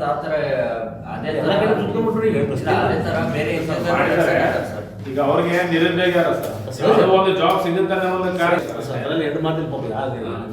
ನಿಮ್ ವೆಬ್ಸೈಟ್ ಕಾಣುತ್ತೆ, ಅಡ್ರೆಸ್ ಕಾಣುತ್ತೆ, ಎಲ್ಲ ಕಾಣುತ್ತೆ. ಬಟ್ ಆ ಅಡ್ರೆಸ್ ಅಲ್ಲಿ ಯಾವುದೇ ಆಫೀಸ್ ಇಲ್ಲ. ಹಿಂಗ ಆಗ್ಬಾರ್ದು ಅನ್ನೋದೇ ನಮ್ಮ ಉದ್ದೇಶ. ಈ ಸಂದರ್ಭದಲ್ಲಿ ಶಿವಪ್ರಕಾಶ್, ವಿಶ್ವನಾಥ್, ಗೋಪಾಲಕೃಷ್ಣ ಇದ್ದರು. ದೇವದುರ್ಗ ಶಾಸಕಿ ಜಿ. ಕರೇಮ ನಾಯಕ್ ಅವರ ಬೆಂಬಲಿಗರಿಂದ ಜೀವ ಬೆದರಿಕೆ ಕರೆಗಳು, ಸಂದೇಶಗಳು ಬರುತ್ತಿವೆ ಎಂದು ಭೀಮ್ ಆರ್ಮಿ ತಾಲೂಕು ಅಧ್ಯಕ್ಷ ವಿಶ್ವನಾಥ್ ಬಲ್ಲಿದವ ಹೇಳಿದರು. ಅವರು ಇಂದು ಮಾಧ್ಯಮಗೋಷ್ಠಿಯನ್ನು ಉದ್ದೇಶಿಸಿ ಮಾತನಾಡಿ, ದೇವದುರ್ಗ ತಾಲೂಕಿನಲ್ಲಿ ಟೋಲ್ ಬಂದ್ ಮಾಡದ ಕಾರಣಕ್ಕೆ ತುಘಲಕ್ ಸರ್ಕಾರ ನಿರಂಕುಶ ಆಡಳಿತ ಮಾಡಲಾಗುತ್ತದೆ ಎಂದು ಶಾಸಕಿ ಜಿ. ಕರೇಮ ನಾಯಕ್ ಹೇಳುತ್ತಿದ್ದು, ಇದೇ ವಿಚಾರಕ್ಕೆ ಅವರ ಬೆಂಬಲಿಗರು ಟೋಲ್ ಧ್ವಂಸಗೊಳಿಸಿ ಪೊಲೀಸರ ಮೇಲೆ ಹಲ್ಲೆ ಮಾಡಿದ್ದಾರೆ. ಇದು ನಿಜವಾದ ತುಘಲಕ್ ಹಾಗೂ ನಿರಂಕುಶ ಆಡಳಿತವಾಗಿದೆ ಎಂದರು. ದೇವದುರ್ಗದಲ್ಲಿ ಸಮಸ್ಯೆಗಳಿಗೆ ಶಾಸಕಿ ಕರೇಮ ನಾಯಕ್ ಅವರು ಸ್ಪಂದಿಸುತ್ತಿಲ್ಲ. ಅಕ್ರಮ ಮರಳು ಸಾಗಾಟ ಹೆಚ್ಚಾಗುತ್ತಿದ್ದು ಅಭಿವೃದ್ಧಿ ಕೆಲಸಗಳು ಆಗುತ್ತಿಲ್ಲ ಎಂದು ಧ್ವನಿ ಎತ್ತಲು ಮುಂದಾದಾಗ ಶಾಸಕಿ ಕರೇಮ ನಾಯಕ್ ಅವರ ಬೆಂಬಲಿಗರು ಫೇಸ್ಬುಕ್ ನಕಲಿ ಖಾತೆಗಳನ್ನು ಸೃಷ್ಟಿಸಿ ಹಣದ ಆಮಿಷ ಒಡ್ಡಿ ಅಶ್ಲೀಲ ಪದಗಳನ್ನು ಬಳಸಿ ಜೀವ ಬೆದರಿಕೆ ಹಾಕುತ್ತಿದ್ದಾರೆ ಎಂದು ತಿಳಿಸಿದರು. 2023-24ನೇ ಸಾಲಿನ ಕಾಮಗಾರಿಗಳನ್ನು ಇನ್ನೂ ಪೂರ್ಣಗೊಳಿಸುತ್ತಿಲ್ಲ. ಕೆಲವು ಕಾಮಗಾರಿಗಳು ಪೂರ್ಣಗೊಂಡರೂ ಕಳಪೆ ಮಟ್ಟದ್ದಾಗಿದೆ. ಈಗಲೂ ದೇವದುರ್ಗ ತಾಲೂಕಿನ ಅನೇಕ ಗ್ರಾಮಗಳಲ್ಲಿ ಶೌಚಾಲಯಗಳು ಇಲ್ಲದೆ ಮಹಿಳೆಯರು ಪರದಾಡುವಂತಹ ಸ್ಥಿತಿ ಇದೆ. ಶುದ್ಧ ಕುಡಿಯುವ ನೀರು ಸಿಗುತ್ತಿಲ್ಲ. ಈ ರೀತಿಯ ಅಭಿವೃದ್ಧಿ ವಿಚಾರದ ಬಗ್ಗೆ ಪ್ರಶ್ನೆ ಮಾಡಿದರೆ ಶಾಸಕೀಯ ಬೆಂಬಲಿಗರು ಜೀವ ಬೆದರಿಕೆ ಹಾಕುತ್ತಿದ್ದಾರೆ ಎಂದರು. ಈಗಾಗಲೇ ಬೆದರಿಕೆ ಕರೆಗಳ ಕುರಿತು ಎಸ್ಪಿ, ಡಿಜಿಪಿ ಹಾಗೂ ಸಭಾಧ್ಯಕ್ಷರಿಗೆ ದೂರು ನೀಡಲಾಗಿದೆ. ಭರವಸೆಗಳನ್ನು ಈಡೇರಿಸುವವರೆಗೂ ಹೋರಾಟ ನಡೆಸುವುದಾಗಿ ತಿಳಿಸಿದರು. ಇತ್ತೀಚೆಗೆ ನಮ್ಮ ದೇವದುರ್ಗ ತಾಲೂಕಿನ ಶಾಸಕರಾದ ಮಾನ್ಯ ಕರೆಮಂಜಿ ನಾಯಕ್ ಅವರು ಟೋಲ್ ವಿಚಾರಕ್ಕೆ ಸಂಬಂಧಪಟ್ಟಂಗೆ ಸರ್ಕಾರವನ್ನ ತುಘಲಕ್ ಸರ್ಕಾರ ನಿರಂಕುಶ ಆಡಳಿತ ಮಾಡ್ತಾ ಇದೆ ಅಂತ ಹೇಳಿದ್ರು. ಆದರೆ ನಿಜವಾಗಿಯೂ ನಮ್ಮ ತಾಲೂಕಿನಲ್ಲಿ ತುಘಲಕ್ ಆಡಳಿತ ಮತ್ತೆ ನಿರಂಕುಶ ಆಡಳಿತ ಆರಂಭ ಮಾಡಿದ್ದು ಮಾನ್ಯ ಶಾಸಕರು. ಯಾಕಂತೇಳಿ ಆರಂಭದಲ್ಲಿ ಅವರು ಗೆಲ್ಲುವುದು ಸಲ್ಲಿಸಿದ ಆರಂಭದಲ್ಲಿ ಪೊಲೀಸರ ಮೇಲೆ ಹಲ್ಲೆಯನ್ನು ಮಾಡಿದರು. ನಂತರ ಯಾವುದೋ ಟೋಲ್ ಗೇಟನ್ನು ಧ್ವಂಸ ಮಾಡಿದರು. ನಂತರ ಆಡಳಿತಾತ್ಮಕವಾಗಿ ಪ್ರಶ್ನೆ ಮಾಡಿದವರಿಗೆ ನಿರಂತರವಾಗಿ ಅವ್ರ ಬೆಂಬಲಿಗರ ಮೂಲಕ ರಾತ್ರಿ ಹೊತ್ತು ಶಾಸಕರ ಬಗ್ಗೆ ಬರಿಬೇಡ ಅಂತೇಳಿ ಬೆದರಿಸೋದಾಗಿರ್ಬೋದು, ಮತ್ತೆ ಫೇಸ್ಬುಕ್ ನಕಲಿ ಐಡಿ ಮೂಲಕ ಈ ತರ ಹಣದ ಆಮಿಷ ಒಡ್ಡಿ ಅವಾಚ್ಯ ಶಬ್ದಗಳನ್ನು ನಿಂದಿಸಿ ನಾವು ಬರಿಬೇಡ್ರಿ ಶಾಸಕರ ಬಗ್ಗೆ ಬರಿಬೇಡ್ರಿ ಅಂತೇಳಿ ಬೆದರಿಸೋದಾಗಿರ್ಬೋದು, ಮತ್ತೆ ಲೀಗಲ್ ನೋಟಿಸ್ ಮುಖಾಂತರ ಅವರು ಯಾವುದೇ ರೀತಿಯಿಂದ ಒಂದು ಆಡಳಿತಾತ್ಮಕವಾಗಿ ಪ್ರಶ್ನೆ ಮಾಡೋರವರಿಗೆ ಒಂದು ಧ್ವನಿಯನ್ನ ಹತ್ತಿಕ್ಕುವಂತ ಕೆಲಸ ಮಾಡ್ತಿದ್ದಾರೆ. ನಾವು ಕೇಳ್ತಾ ಇರೋದೇನಂತಂದ್ರೆ, ದೇವದುರ್ಗ ತಾಲೂಕಿನಲ್ಲಿ ನೀವು ಆರಂಭದಲ್ಲಿ ನೀಡಿದ ಭರವಸೆಗಳೇನು? ಒಂದು ಪುಟ್ಟಿ ಮರಳು ಒಯ್ಯಕನ ಬಿಡಲ್ಲ, ಅಕ್ರಮ ದಂಧೆಗಳು ಮಾಡಕ್ ಬಿಡಲ್ಲ ಅಂತ ಹೇಳಿದವರು ಇವಾಗ ಏನ್ ಮಾಡ್ತಾ ಇದ್ದಾರೆ? 2023-24ನೇ ಸಾಲಿನಲ್ಲಿ ಬಂದಂತ ಅನುದಾನದಲ್ಲಿ ಕಾಮಗಾರಿಗಳು ಇನ್ನೂ ಸಹ ಪೂರ್ಣಗೊಂಡು ಕೆಲವು ಕಾಮಗಾರಿಗಳಲ್ಲಿ ಕಳಪೆಯಾಗಿವೆ. ಕೆಲವು ಕಾಮಗಾರಿಗಳು ಕಳಪೆ ಆದರೂ ಕೂಡ ಅದರಲ್ಲಿ ಬಹಳಷ್ಟು ಕಡೆ ನಮ್ಮ ದೇವದುರ್ಗ ತಾಲೂಕಿನಲ್ಲಿ ಮಹಿಳೆಯರಿಗೆ ಈವರೆಗೂ ಕೂಡ ಶೌಚಾಲಯ ಇಲ್ಲದೆ ಗಂಭೀರ ಪರಿಸ್ಥಿತಿ ಇದೆ. ಅವರಿಗೆ ಅವರು ಅಭಿವೃದ್ಧಿ ಯಾವ್ದಂತಂದ್ರೆ ಅವ್ರ ಮನೆಗೆ ರಸ್ತೆಗೆ ಹೋಗುವ ಒಂದು ಲೈಟ್ ಹಾಕ್ಸಿದ್ದೆ ಒಂದು ದೊಡ್ಡ ಸಾಧನೆ ಅಂತ ಹೇಳಿ ಹೇಳ್ಕೊಳ್ತಾ ಇದ್ದಾರೆ. ಇವತ್ತಿಗೂ ಸಹ ಶುದ್ಧ ನೀರಿನ ಘಟಕಗಳಿಲ್ಲ, ಸಿಸಿ ರಸ್ತೆ ಇಲ್ಲ, ಶಾಲಾ ಕಟ್ಟಡಗಳಲ್ಲಿ ಗಂಭೀರ ಪರಿಸ್ಥಿತಿಗಳು, ಯಾವುದೇ ಕಾಮಗಳು ಪೂರ್ಣಗೊಂಡಿಲ್ಲ. ನಾವು ಇದನ್ನ ಪ್ರಶ್ನೆ ಮಾಡಿದ್ರೆ ಸಂಘಟನೆಗಾರರಿಗೆ, ಹೋರಾಟಗಾರರಿಗೆ ಅವರು ಒಂದು ಧ್ವನಿ ಹತ್ತಿಕ್ಕುವಂತ ಕೆಲಸ ನಿರಂತರವಾಗಿ ಮಾಡ್ತಾ ಇದ್ದಾರೆ. ಇವತ್ತು ನಾವು ಇವರು ಒಂದು ಶಾಸಕರಾಗಿ ಈ ತರ ಮಾಡ್ತಿದ್ದಾರೆ. ಹಿಂದೆ ಇಂದಿರಾ ಗಾಂಧಿ ಅವರು ತಮ್ಮ ಆಡಳಿತಾವಧಿಯಲ್ಲಿ KR ಲಕ್ಷ್ಮಣ್ ಅಂತ ಅವರು ಒಬ್ಬರಿದ್ರು. ಅವರು ವ್ಯಂಗ್ಯ ಚಿತ್ರದ ಮೂಲಕ ಅವರು ಆಡಳಿತಾತ್ಮಕವಾಗಿ ಅವ್ರನ್ನ ಪ್ರಶ್ನೆ ಮಾಡ್ತಿದ್ರು.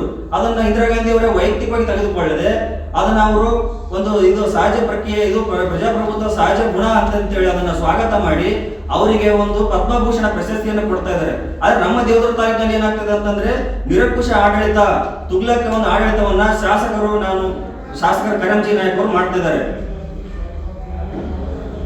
ಈ ಮೂಲಕ ನನ್ಗೆ ಜೀವ ಬೆದರಿಕೆ ಇರುವುದರಿಂದ ನಾನು SP ಅವರಿಗೆ, ಮಾನ್ಯ ಬೆಂಗಳೂರು DGP ಅವರಿಗೆ, ಸಭಾಧ್ಯಕ್ಷರು ಕೂಡ ನಾನು ದೂರನ್ನು ಸಲ್ಲಿಸಿದ್ದೇನೆ. ಪೊಲೀಸರು ಈ ಬಗ್ಗೆ ಯಾವುದೇ ಕೂಡ ಅವ್ರ ಬಗ್ಗೆ ಕ್ರಮ ಕೈಗೊಳ್ಳುತ್ತಿಲ್ಲ. ನಾವು ಮುಂದಿನ ದಿನಮಾನಗಳಲ್ಲಿ ಇವ್ರ ಮೇಲೆ ನಾವು ನಿರಂತರ ಈಗ ಸುಳ್ಳು ಭರವಸೆಗಳನ್ನ ಏನ್ ಜನರಿಗೆ ವಂಚಿಸಿ ಇವರೇನು ಶಾಸಕರಾಗಿದ್ದಾರೆ ಆ ಭರವಸೆ ಈಡೇರೋವರೆಗೂ ನಾವು ಪ್ರಶ್ನೆ ಮಾಡ್ತಾ ಇರ್ತೀವಿ. ಚುನಾವಣೆಯಲ್ಲಿ ಇವರಿಗೆ ತಕ್ಕ ಒಂದು ಪಾಠವನ್ನ ಕಲಿಸುವ ಕೆಲಸ ನಾವೆಲ್ಲ ಹೋರಾಟಗಾರ ಸೇರಿ ಮಾಡ್ತೇವೆ ಅಂತ ಹೇಳಕ್ ಇಷ್ಟಪಡ್ತೀನಿ. ಈ ಸಂದರ್ಭದಲ್ಲಿ ಪ್ರಮುಖರಾದ ದೀಪಕ್ ಭಂಡಾರಿ, ಬಾಬಾ ಖಾನ್, HM ಬಾಬು ಸೇರಿದಂತೆ ಅನೇಕರು ಇದ್ದರು.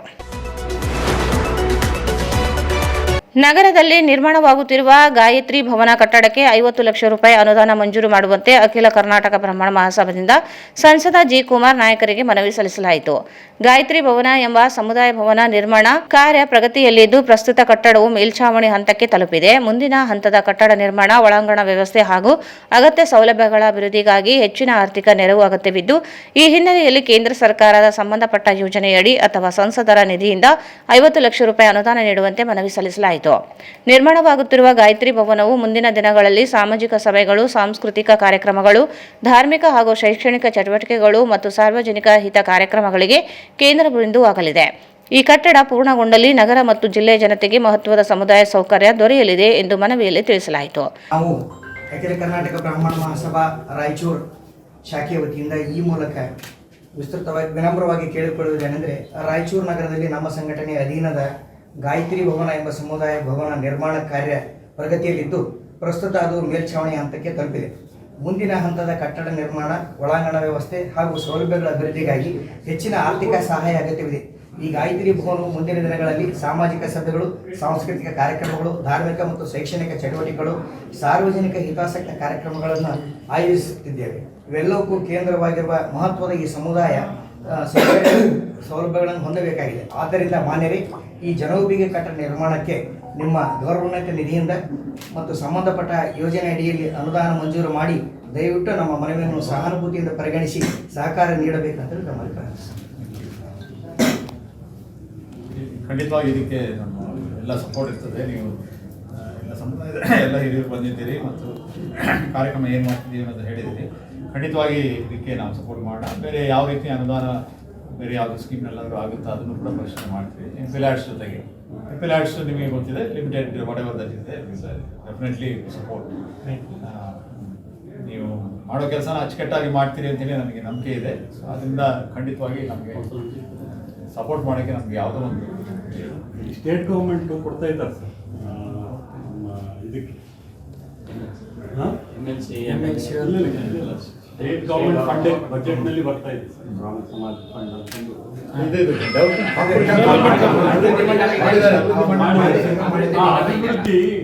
ನಮ್ಮ ಹಿಂದುಳಿದ ಇದಕ್ಕೆ ಬರ್ತಾ ಇಲ್ಲ. ಸ್ವಲ್ಪ ತಾವು ಹೇಳಿದ್ರೆ ಅಲ್ಲಿಂದ ಅಲ್ಲಿ ಕಳಿಸ್ತಾರೆ. ಇಲ್ಲ ಎಲ್ಲ ಬರೀ ಬೆಂಗಳೂರು, ಕರ್ನಾಟಕ ಇದು ನಾಟ್ ಬೆಂಗಳೂರು ಸರ್, ಕರ್ನಾಟಕ ಹೆಚ್ಚು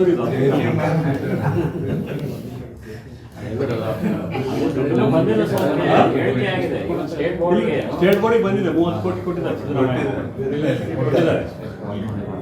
but it should come down to Bangalore and Raichur also. ಅನುದಾನದಿಂದ ಏನಾದರೂ ಕೂಡ ಸಾಬ್ರು ಮಾತ್ರ ಪ್ರಯತ್ನ ಮಾಡ್ತಾರೆ. ಅಭಿವೃದ್ಧಿ ಮಂಡಳಿ ಈ ಕನ್ಸ್ಟ್ರಕ್ಷನ್ ಇಲ್ಲ ಅಂತ ಅವ್ರ ಪ್ರೊವಿಷನ್. ಅಭಿವೃದ್ಧಿ ಮಂಡಳಿಗೆ ಏನು ಫಂಡ್ ಇರ್ತದೆ ಸರ್, ಅದು ಕನ್ಸ್ಟ್ರಕ್ಷನ್ ಎಲ್ಲ ಬಜೆಟ್ನಿಗೆ ಯಾವ ಮಾರ್ಗದಿಂದ ಸ್ಕೀಮ್ ಅವ್ರು ಮಾಡ್ಕೊಳ್ಬೇಕು, ಅದನ್ನ ಇದು ಮಾಡಬೇಕು. ಗೌರ್ಮೆಂಟ್ ಅಪ್ರೂವ್ ತಗೊಂಡು ಕೊಡ್ತಾರೆ. ಮೇ ಬಿ ಹಿಂದೆ ಇಟ್ಕೊಂಡಿರ್ಲಿಕ್ಕಿಲ್ಲ, ಈಗ ಮಾಡುವುದು. ಬೇರೆ ಬಟ್ ಇದು ಒಳ್ಳೆ ಕೆಲಸ ಮಾಡುವಾಗ ನಿಮಗೆ ಸಪೋರ್ಟ್ ಚೆನ್ನಾಗಿ ಬೇಕಾಗ್ತದೆ. ಜಾಗ ಒಳ್ಳೆ ಜಾಗ ಇದೆ ಸರ್. ಒಳ್ಳೆ ಸರ್ಕಾರದ ವತಿಯಿಂದ ಬಂದರೆ ಗಟ್ಟಿ ಆಗ್ತದೆ ಅದು. ಈ ಸಂದರ್ಭದಲ್ಲಿ ಸಂಘದ ಪ್ರಮುಖ ವೇಣುಗೋಪಾಲ್ ಇನಾಮದಾರ್, ವೆಂಕಟೇಶ್ ದೇಸಾಯಿ, ರಮೇಶ್ ಕುಲಕರ್ಣಿ, ಅನಿಲ್ ಕುಮಾರ್ ಗಾರಲದಿನ್ನಿ, ವಿನೋದ್ ಕುಮಾರ್ ಸಾಗರ್, ರಮೇಶ್ ಬಾದರ್ಲಿ, ಪಾಂಡುರಂಗ ಕುರುಡಿ, ಜಯಕುಮಾರ್ ಗಬ್ಬೂರು, ರಾಮರಾವ್ ಗಣೇಕರ್, ಪ್ರವೀಣ್ ಕುಮಾರ್ ಜಾಗೀರ್ದಾರ್, ಸುಬ್ಬರಾವ್ ಕುಲಕರ್ಣಿ ಸೇರಿದಂತೆ ಮಹಾಸಭಾದ ಪದಾಧಿಕಾರಿಗಳು ಹಾಗೂ ಸದಸ್ಯರು ಉಪಸ್ಥಿತರಿದ್ದರು. ಜಿಲ್ಲೆಯ ಸಮಾಜ ಕಲ್ಯಾಣ ಇಲಾಖೆ ವ್ಯಾಪ್ತಿ ವಸತಿ ನಿಲಯಗಳಿಗೆ ಆಹಾರ ಪೂರೈಕೆ ಮಾಡಿರುವ ಏಜೆನ್ಸಿಗೆ ಬಾಕಿ ಹಣ ಪಾವತಿ ನೀಡದೇ ಇರುವುದಕ್ಕೆ ಜಿಲ್ಲಾ ಸತ್ರ ನ್ಯಾಯಾಲಯದ ಆದೇಶ ಮೇರೆಗೆ ಜಿಲ್ಲಾ ಸಮಾಜ ಕಲ್ಯಾಣ ಇಲಾಖೆ ಪೀಠೋಪಕರಣಗಳನ್ನು ಜಪ್ತಿ ಮಾಡಲಾಯಿತು. ವಸತಿ ನಿಲಯಗಳಿಗೆ ಆಹಾರ ಪೂರೈಸುವ ಪದ್ಮಾವತಿ ಎಂಟರ್ಪ್ರೈಸಸ್ ಎಂಬ ಸಂಸ್ಥೆಗೆ 2 ಪ್ರತ್ಯೇಕ ಪ್ರಕರಣಗಳಲ್ಲಿ ಜಿಲ್ಲಾ ಸಮಾಜ ಕಲ್ಯಾಣ ಇಲಾಖೆ 2 ಕೋಟಿ ರೂಪಾಯಿ ಅಧಿಕ ಹಣ ಪಾವತಿಗೆ ನ್ಯಾಯಾಲಯ ಸೂಚಿಸಿದ್ದರೂ ಪಾವತಿಸದೇ ಇರುವುದರಿಂದ ಚಿರಾಸ್ತಿ ಜಪ್ತಿ ಮಾಡಲಾಯಿತು. ಮೊದಲ ಟೆಂಡರ್ ಷರತ್ತಿನಿಂದ 32,52,000 ಮೌಲ್ಯದ ಆಹಾರ ಪೂರೈಸಲಾಗಿದ್ದು 16 ಲಕ್ಷ ರೂಪಾಯಿ ಮಾತ್ರ ಪಾವತಿಸಿದ್ದ. ಉಳಿದ ಹಣ ಬಡ್ಡಿ ಸಮೇತ ಪಾವತಿಸದೇ ಇರುವ ಕುರಿತು ಪದ್ಮಾವತಿ ಎಂಟರ್ಪ್ರೈಸಸ್ ನ್ಯಾಯಾಲಯ ಮೊರೆ ಹೋಗಿತ್ತು. ಪ್ರಕರಣ ವಿಚಾರಣೆ ನಡೆಸಿದ ನ್ಯಾಯಾಲಯ ಬಾಕಿ ಹಣ ಪಾವತಿಸಲು ಸೂಚಿಸಲಾಯಿತು. ಅದೇ ರೀತಿ ಮತ್ತೊಂದು ಪ್ರಕರಣದಲ್ಲಿ 1,87,000 ರೂಪಾಯಿ ಬಾಕಿ ಸಂಧಾನ ಮಾಡಲಾಗಿತ್ತು. ಆ ಹಣವು ಪಾವತಿಸದೆ ನಿರ್ಲಕ್ಷ್ಯ ವಹಿಸಿದ್ದ ಕಕ್ಷಿದಾರನು ನ್ಯಾಯಾಲಯಕ್ಕೆ ಮತ್ತೊಂದು ಅರ್ಜಿ ಸಲ್ಲಿಸಿದ್ದು, ನ್ಯಾಯಾಲಯ ಆದೇಶ ಪಾಲನೆ ಮಾಡದೇ ಇರುವುದರಿಂದ ಪೀಠೋಪಕರಣ ಜಪ್ತಿ ಮಾಡಲಾಗಿದೆ ಎಂದು ನ್ಯಾಯವಾದಿ ಆರ್ ಭೀಮಣ್ಣ ಹೊಸೂರು ತಿಳಿಸಿದರು. ಇವರು ಅದಕ್ಕೆ ಯಾವುದೇ ಪ್ರಕ್ರಿಯೆಯನ್ನು ಕೊಟ್ಟಿರಲಿಲ್ಲ.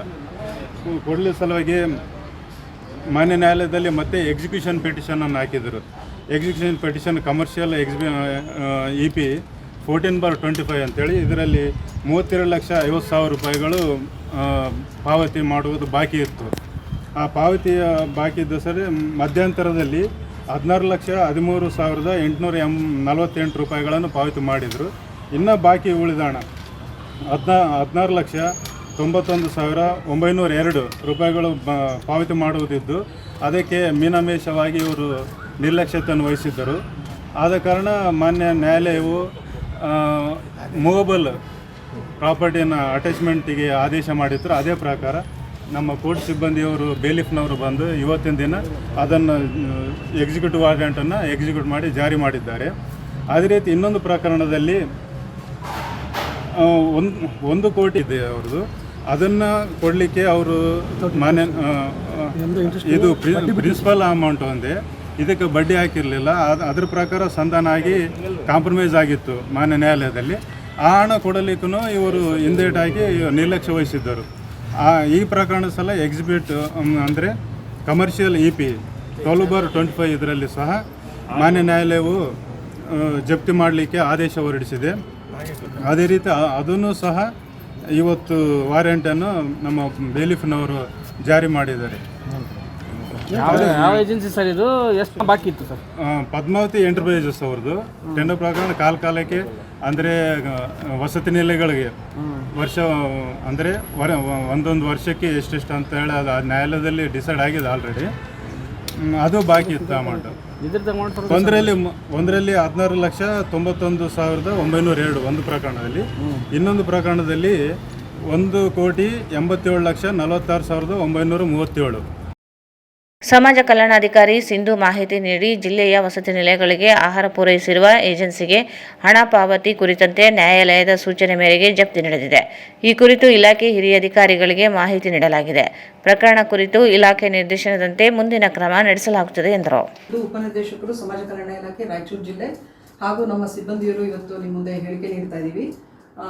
ನಮ್ಮಲ್ಲಿ 84 ಪೋಸ್ಟ್ ಮೆಟ್ರಿಕ್ ಮತ್ತು ಪ್ರೀ ಮೆಟ್ರಿಕ್ ವಿದ್ಯಾರ್ಥಿ ನಿಲಯಗಳು ಕಾರ್ಯನಿರ್ವಹಿಸ್ತಾ ಇದ್ದಾವೆ. ಅವ್ರುಗಳಿಗೆ ಅಲ್ಲಿ ಏನು ಓದ್ತಾ ಇರುವಂಥ ವಿದ್ಯಾರ್ಥಿಗಳಿಗೆ ನಾವು ಊಟದ ಸೌಲಭ್ಯ ಕೊಡಬೇಕಾಗುತ್ತೆ, ಆಹಾರ ಸಾಮಗ್ರಿಗಳನ್ನೆಲ್ಲ ಕೊಡಬೇಕಾಗುತ್ತೆ ನಾವು. ಸೊ ಇದು ಬಿಲ್ ಪೇಮೆಂಟ್ಗೋಸ್ಕರ ಅಂದರೆ ಬಾಕಿ ಬಿಲ್ ಪೇಮೆಂಟ್ಗೋಸ್ಕರ ಕೋರ್ಟ್ ವ್ಯಾಜ್ಯ ಇರೋದ್ರಿಂದ ಇವತ್ತು ನಮಗೆ ಕೋರ್ಟ್ ಡಿಗ್ರಿ ಮೇಲೆ ಏನಂತೀರ ಆಫೀಸ್ ಸಾಮಗ್ರಿಗಳನ್ನ ಜಪ್ತಿ ಮಾಡಲಾಗಿದೆ. ಇದು ಕೋರ್ಟ್ ಸಂಬಂಧ ಇರೋದ್ರಿಂದ ಕೋರ್ಟಲ್ಲಿ ಕೇಸ್ ನಡೀತಿರೋದ್ರಿಂದ ನಮಗೆ ಮೇಲಾಧಿಕಾರಿಗಳು ಸೂಚನೆ ಕೊಟ್ಟಿದ್ದಾರೆ ಹೆಚ್ಚಿನ ಮಾಹಿತಿ ನೀಡಬಾರ್ದು ಅಂತೇಳಿ. ಹಾಗಾಗಿ ದಯವಿಟ್ಟು ತಾವು ಮಾಧ್ಯಮದವರು ಸಹಕರಿಸಬೇಕು. ಇಷ್ಟೇ ಮಾಹಿತಿ ನನಗೆ ನೋಡಿ. ಎಲ್ಲ ತಾಲೂಕಿಂದನೂ ಇದೆ, ಅವರು ಕ್ಲೇಮ್ ಮಾಡ್ತಾ ಇದ್ದಾರೆ. ಆದರೆ ನಮ್ಮ ದಾಖಲೆಗಳ ಪ್ರಕಾರ ನಾವು ಪೇಮೆಂಟ್ ಮಾಡಿದ್ದೀವಿ. ಸೊ ಈಗಾಗಲೇ ನಾವು ಮಾಹಿತಿ ಕೊಟ್ಟಿದ್ದೀವಿ, ಮೌಖಿಕವಾಗಿ ಹೇಳಿದ್ದೀವಿ ಮೇಲಾಧಿಕಾರಿಗಳಿಗೆ. ಅವರು ಎಲ್ಲ ಡಾಕ್ಯುಮೆಂಟ್ಸ್ಗಳು ಕೊಡ್ಲಿಕ್ಕೆ ಹೇಳಿದ್ದಾರೆ ನಮಗೆ. ಮುಂದೆ ಅವ್ರು ಏನು ನಿರ್ದೇಶನ ಕೊಡ್ತಾರೆ ಅದ್ರ ಪ್ರಕಾರ ನಾವು ಕ್ರಮ ವಹಿಸ್ತೀವಿ.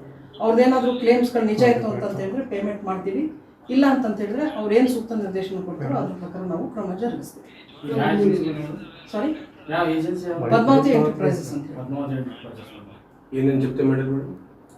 ಈಗ ಸದ್ಯಕ್ಕೆ ಚೇರ್ಸ್ಗಳು ಮತ್ತು ಸಿಸ್ಟಮ್ಸ್ಗಳು ಇದು ಜಪ್ತಿ ಮಾಡಲಿಕ್ಕೆ ಕೋರ್ಟಿಂದ ಡಿಗ್ರಿ ಆಗಿತ್ತು. ಹೆಚ್ಚು ಮಾಹಿತಿ ನೀಡಲಿಕ್ಕೆ ಆಗೋದಿಲ್ಲ, ಸಾರಿ.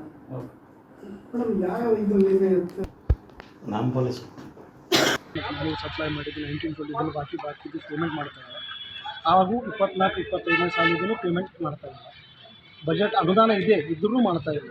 ಬಿಲ್ಲು ನಮ್ಮ ತಾಲೂಕು ಸಮಾಜ ಕಲ್ಯಾಣಾಧಿಕಾರಿಗಳು 6 ಸಲ ಡಿ ಸಿ ಬಿಲ್ ಮಾಡಿದ್ದಾರೆ. ಆದರೂ ಕಾರಣವನ್ನು ತಿಳಿಸಲಾರದೆ ರಿಜೆಕ್ಟ್ ಮಾಡ್ತಾ ಇದ್ದಾರೆ. ಕಾರಣ ಗೊತ್ತಿಲ್ಲ, ನಮಗೆ ಉತ್ತರನೂ ಕೊಡ್ತಾ ಇಲ್ಲ. ಎದಕ್ಕೆ ಪೇಮೆಂಟ್ ಮಾಡಲ್ಲ ಅಂತ ಉತ್ತರ ಕೊಡ್ತಿಲ್ಲ. ಪ್ರೆಸೆಂಟು ಟೆಂಡರ್ದಾರಿಗೆ ಮಾತ್ರ ಕೊಡ್ತಾ ಇದ್ದಾರೆ, ಚಿಕ್ಕಬಳ್ಳಾಪುರ ಸಂಸ್ಥೆಗೆ ಮಾತ್ರ ಕೊಡ್ತಾ ಇದ್ದಾರೆ, ನಮಗೆ ಮಾತ್ರ ಮಾಡ್ತಾ ಇಲ್ಲ. ಆಮೇಲೆ ಇದರಲ್ಲಿ ತಾರತಮ್ಯ ಮಾಡ್ತಾ ಇದ್ದಾರೆ. ಆ ಪಾರ್ಟಿ ಪೇಮೆಂಟ್ ಮಾಡ್ತಾ ಇದ್ದಾರೆ, ನಮಗೆ ಮಾಡ್ತಾ ಇಲ್ಲ. ಆ ಪಾರ್ಟಿಗೆ ಏನೋ ರೂಲ್ಸ್ ಆ್ಯಂಡ್ ರೆಗ್ಯುಲೇಷನ್ಸ್ ಇಲ್ಲ, ನಮ್ಗೆ ಒಂದೇ ಪೇಮೆಂಟ್ ಕೇಳೋಕೆ ಇದಕ್ಕೆ ಆಗ್ತದೆ, ಏನೂ ಉತ್ತರ ಕೊಡ್ತಾ ಇಲ್ಲ. ಸರ್ ಬಿಲ್ ಎಷ್ಟು ಪೆಂಡಿಂಗ್ ಇದೆ ಸರ್? ಸರ್ ನಮ್ಗೆ ಸುಮಾರು 1,87 ಲಕ್ಷ ಇದೆ. 19 ಲಕ್ಷ ರೂಪಾಯಿ, ಒಂದು 60,000 ರೂಪಾಯಿ. ಅವೆರಡು ಅಂತೂ ಹಳೆ 1920. ಈಗ ಪ್ರೆಸೆಂಟ್ 24-25 ಕೊಡ್ತಾ ಇಲ್ಲ. 24-25 ಫೆಬ್ರವರಿ ತನಕ ಸಪ್ಲೈ ಮಾಡಿ. ನಾವು ಹೊಸ ಸರಬರಾಜಿಗೆ ಕೊಡ್ತೀವಿ, ಹಳೆ ಸರಬರಾಜಿಗೆ ಕೊಡಂಗಿಲ್ಲ ಅಂತ ಹೇಳ್ತಾರೆ. ನಾವು ಅಂದ್ವಿ ಅದೇ ಬರೆದು ಕೊಡಿ ರೈಟಿಂಗ್ನಾಗೂ ಕೊಡ್ತಾ ಇಲ್ಲ ಸರ್. 24-25ನೇ ಸಾಲಿಂದ ಒಂದು ಪೇಮೆಂಟ್ ಮಾಡಿ ಅನುದಾನ ಇದೆ, ಇದ್ದರೂ ಕೊಡ್ತಾ ಇಲ್ಲ. ಪಕ್ಕದ ಜಿಲ್ಲೆಯಲ್ಲಿ, ಕೊಪ್ಪಳ ಜಿಲ್ಲೆಯಲ್ಲಿ ಫಸ್ಟ್ ಕ್ವಾರ್ಟರ್ ಮತ್ತು ಸೆಕೆಂಡ್ ಕ್ವಾರ್ಟರ್ ಹಳೆ ಸರಬರಾಜು ಪೇಮೆಂಟ್ ಮಾಡ್ಯಾರ. ನಾವು ಅದೂ ಹೇಳಿದ್ವಿ, ಹಳೆ ಅಲ್ಲಿ ಕೊಟ್ಟಾರಲ್ಲ ಮೇಡಮ್, ಇಲ್ಲಿ ಕೊಡ್ರಿ ಅಂತ. ಕೊಡ್ತಾ ಇಲ್ಲ, ಕೊಡ್ತೀನಿ ಅಂತಾರೆ, ಸೀನಿಯಾರಿಟಿ ಪ್ರಕಾರ ಪೇಮೆಂಟ್ ಮಾಡ್ತೀವಿ ಅಂತಾರೆ, ಬಾದ್ರು ಮಾಡೋದು.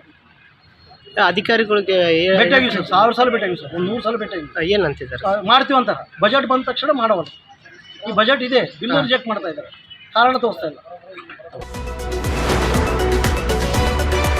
ಜೈ Bhim entertainment India private limited Kurnool AP India ಜೊತೆ ಸಂಯೋಜಿತವಾಗಿರುವ ಬಹುಜನ ಮೀಡಿಯಾದಿಂದ ಕರ್ನಾಟಕ ರಾಜ್ಯದ ಮುಖ್ಯ ಕಾರ್ಯನಿರ್ವಾಹಕ ಅಧಿಕಾರಿ ಸಿಇಒ ಆಗಿ ಶಾಂತರೆಡ್ಡಿ ಇವರನ್ನು ನೇಮಕ ಮಾಡಲಾಯಿತು. ಬಹುಜನ ಟಿವಿ ಕನ್ನಡ ಚಾನೆಲ್ ನಿರ್ದೇಶಕ ಮಂಡಳಿಯ ಕರ್ನಾಟಕ ರಾಜ್ಯ ಮುಖ್ಯ ಕಾರ್ಯನಿರ್ವಾಹಕ ಅಧಿಕಾರಿ ಸಿಇಒ ಆಗಿ ಶಾಂತರೆಡ್ಡಿ ಅವರನ್ನು ನೇಮಿಸಿದೆ. ಕರ್ನಾಟಕ ರಾಜ್ಯ ಸಿಇಒ ಆಗಿ ಕಾರ್ಯಾಚರಣೆಗಳನ್ನು ಮುನ್ನಡೆಸಿ ನಿಮ್ಮ ವಿಷಯ ಸ್ಥಳೀಯ ಪ್ರೇಕ್ಷಕರೊಂದಿಗೆ ಪ್ರತಿಧ್ವನಿಸುವಂತೆ ನೋಡಿಕೊಳ್ಳುವಂತೆ ನೀವು ನೇರವಾಗಿ ಮಂಡಳಿಗೆ ವರದಿ ಮಾಡಲು ಚಾನೆಲ್ ಬೆಳವಣಿಗೆಯನ್ನು ಹೆಚ್ಚಿಸಬೇಕೆಂದು ಶಾಂತರೆಡ್ಡಿ అవరికి ತಿಳಿಸಲಾಯಿತು.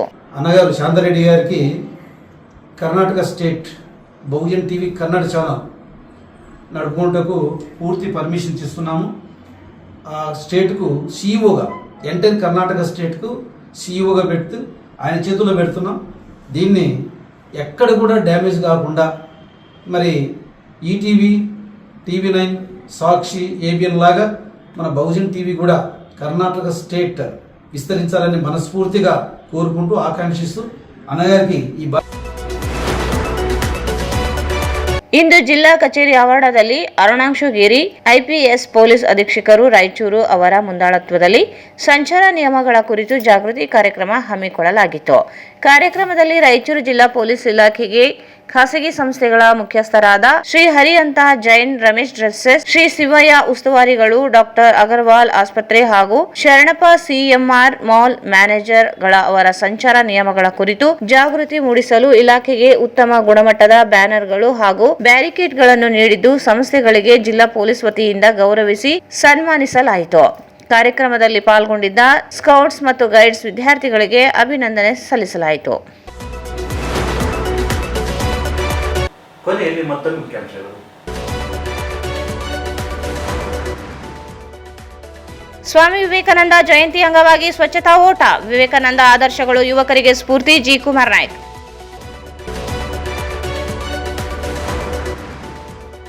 ಉದ್ಯೋಗ ಖಾತ್ರಿ ಯೋಜನೆ ಅಸ್ಥಿರಗೊಳಿಸಲು ಕೇಂದ್ರ ಸರ್ಕಾರ ಹೊಸ ಮಸೂದೆ. ಯೋಜನೆಯಿಂದ ಕಾರ್ಮಿಕರ ಹಕ್ಕು ಕಸಿದುಕೊಂಡಿದೆ. ಕುಮಾರ್ ನಾಯ್ಕ್ ಆರೋಪ. ಜಿಲ್ಲೆಯಲ್ಲಿ ಕಾನೂನು ಸುವ್ಯವಸ್ಥೆಗೆ ಬಿಗಿ ಕ್ರಮ. ಠಾಣಾ ವ್ಯಾಪ್ತಿಯಲ್ಲಿ ವಿಶೇಷ ಕಾರ್ಯಾಚರಣೆ. ನೂತನ ಎಸ್ಪಿ ಅರುಣಾಂಶು ಗಿರಿ. ಎಚ್ಐಎಸ್ ಸಂಸ್ಥೆ ಹೆಸರಿನಲ್ಲಿ ಮಂಜುನಾಥ್ ಎಂಬಾತನಿಂದ ಪಾಲಕರಿಗೆ ವಂಚನೆ. ಎಚ್ಚರ ವಹಿಸಲು ಜೈಭೀಮ್ ಮನವಿ.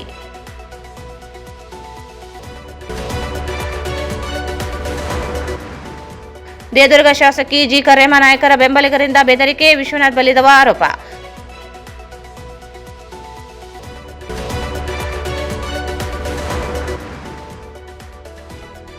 ಬ್ರಾಹ್ಮಣ ಸಮಾಜದ ಗಾಯತ್ರಿ ಭವನ ನಿರ್ಮಾಣಕ್ಕೆ ಅನುದಾನ ನೀಡಲು ಸಂಸದರಿಗೆ ಬ್ರಾಹ್ಮಣ ಮಹಾಸಭಾ ಮನವಿ.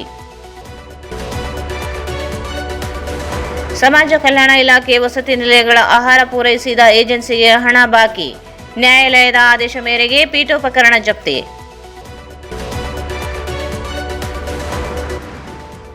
ಕರ್ನಾಟಕ ರಾಜ್ಯದಲ್ಲಿ ಬಹುಜನ್ ಟಿವಿ ಕನ್ನಡದ ಮುಖ್ಯ ಕಾರ್ಯನಿರ್ವಾಹಕ ಅಧಿಕಾರಿ ಸಿಇಒ ಆಗಿ ನೇಮಕ.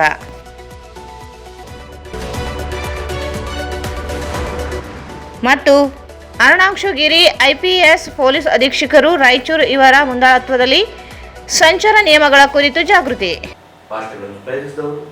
ಕರ್ನಾಟಕ ರಾಜ್ಯ ಭೋವಿ ಒಡ್ಡರ ಸಂಘ ಜಿಲ್ಲಾ ಸಮಿತಿ ರಾಯಚೂರು ದಿನಾಂಕ 14/1/2026 ಬುಧವಾರ ರಾಯಚೂರು ನಗರದಲ್ಲಿ ಜಿಲ್ಲಾಡಳಿತ, ಜಿಲ್ಲಾ ಪಂಚಾಯತ್ ಮಹಾನಗರ ಪಾಲಿಕೆ, ಕನ್ನಡ ಮತ್ತು ಸಂಸ್ಕೃತಿ ಇಲಾಖೆ ವತಿಯಿಂದ ಶ್ರೀ ಶ್ರೀ ಶ್ರೀ ಶಿವಯೋಗಿ ಸಿದ್ದರಾಮೇಶ್ವರ ಜಯಂತಿ 2026 ಕಾರ್ಯಕ್ರಮವನ್ನು ಅದ್ದೂರಿಯಾಗಿ ಮತ್ತು ಸಂಭ್ರಮದಿಂದ ಆಚರಣೆ ಮಾಡಲಾಗುವುದು. ಇಲ್ಲಿಗೆ ವಾರ್ತಾ ಪ್ರಸಾರ ಮುಕ್ತಾಯಿತು. ಮುಂದಿನ ವಾರದಲ್ಲಿ ಮತ್ತೆ ಭೇಟಿಯಾಗೋಣ. ವಂದನೆಗಳು.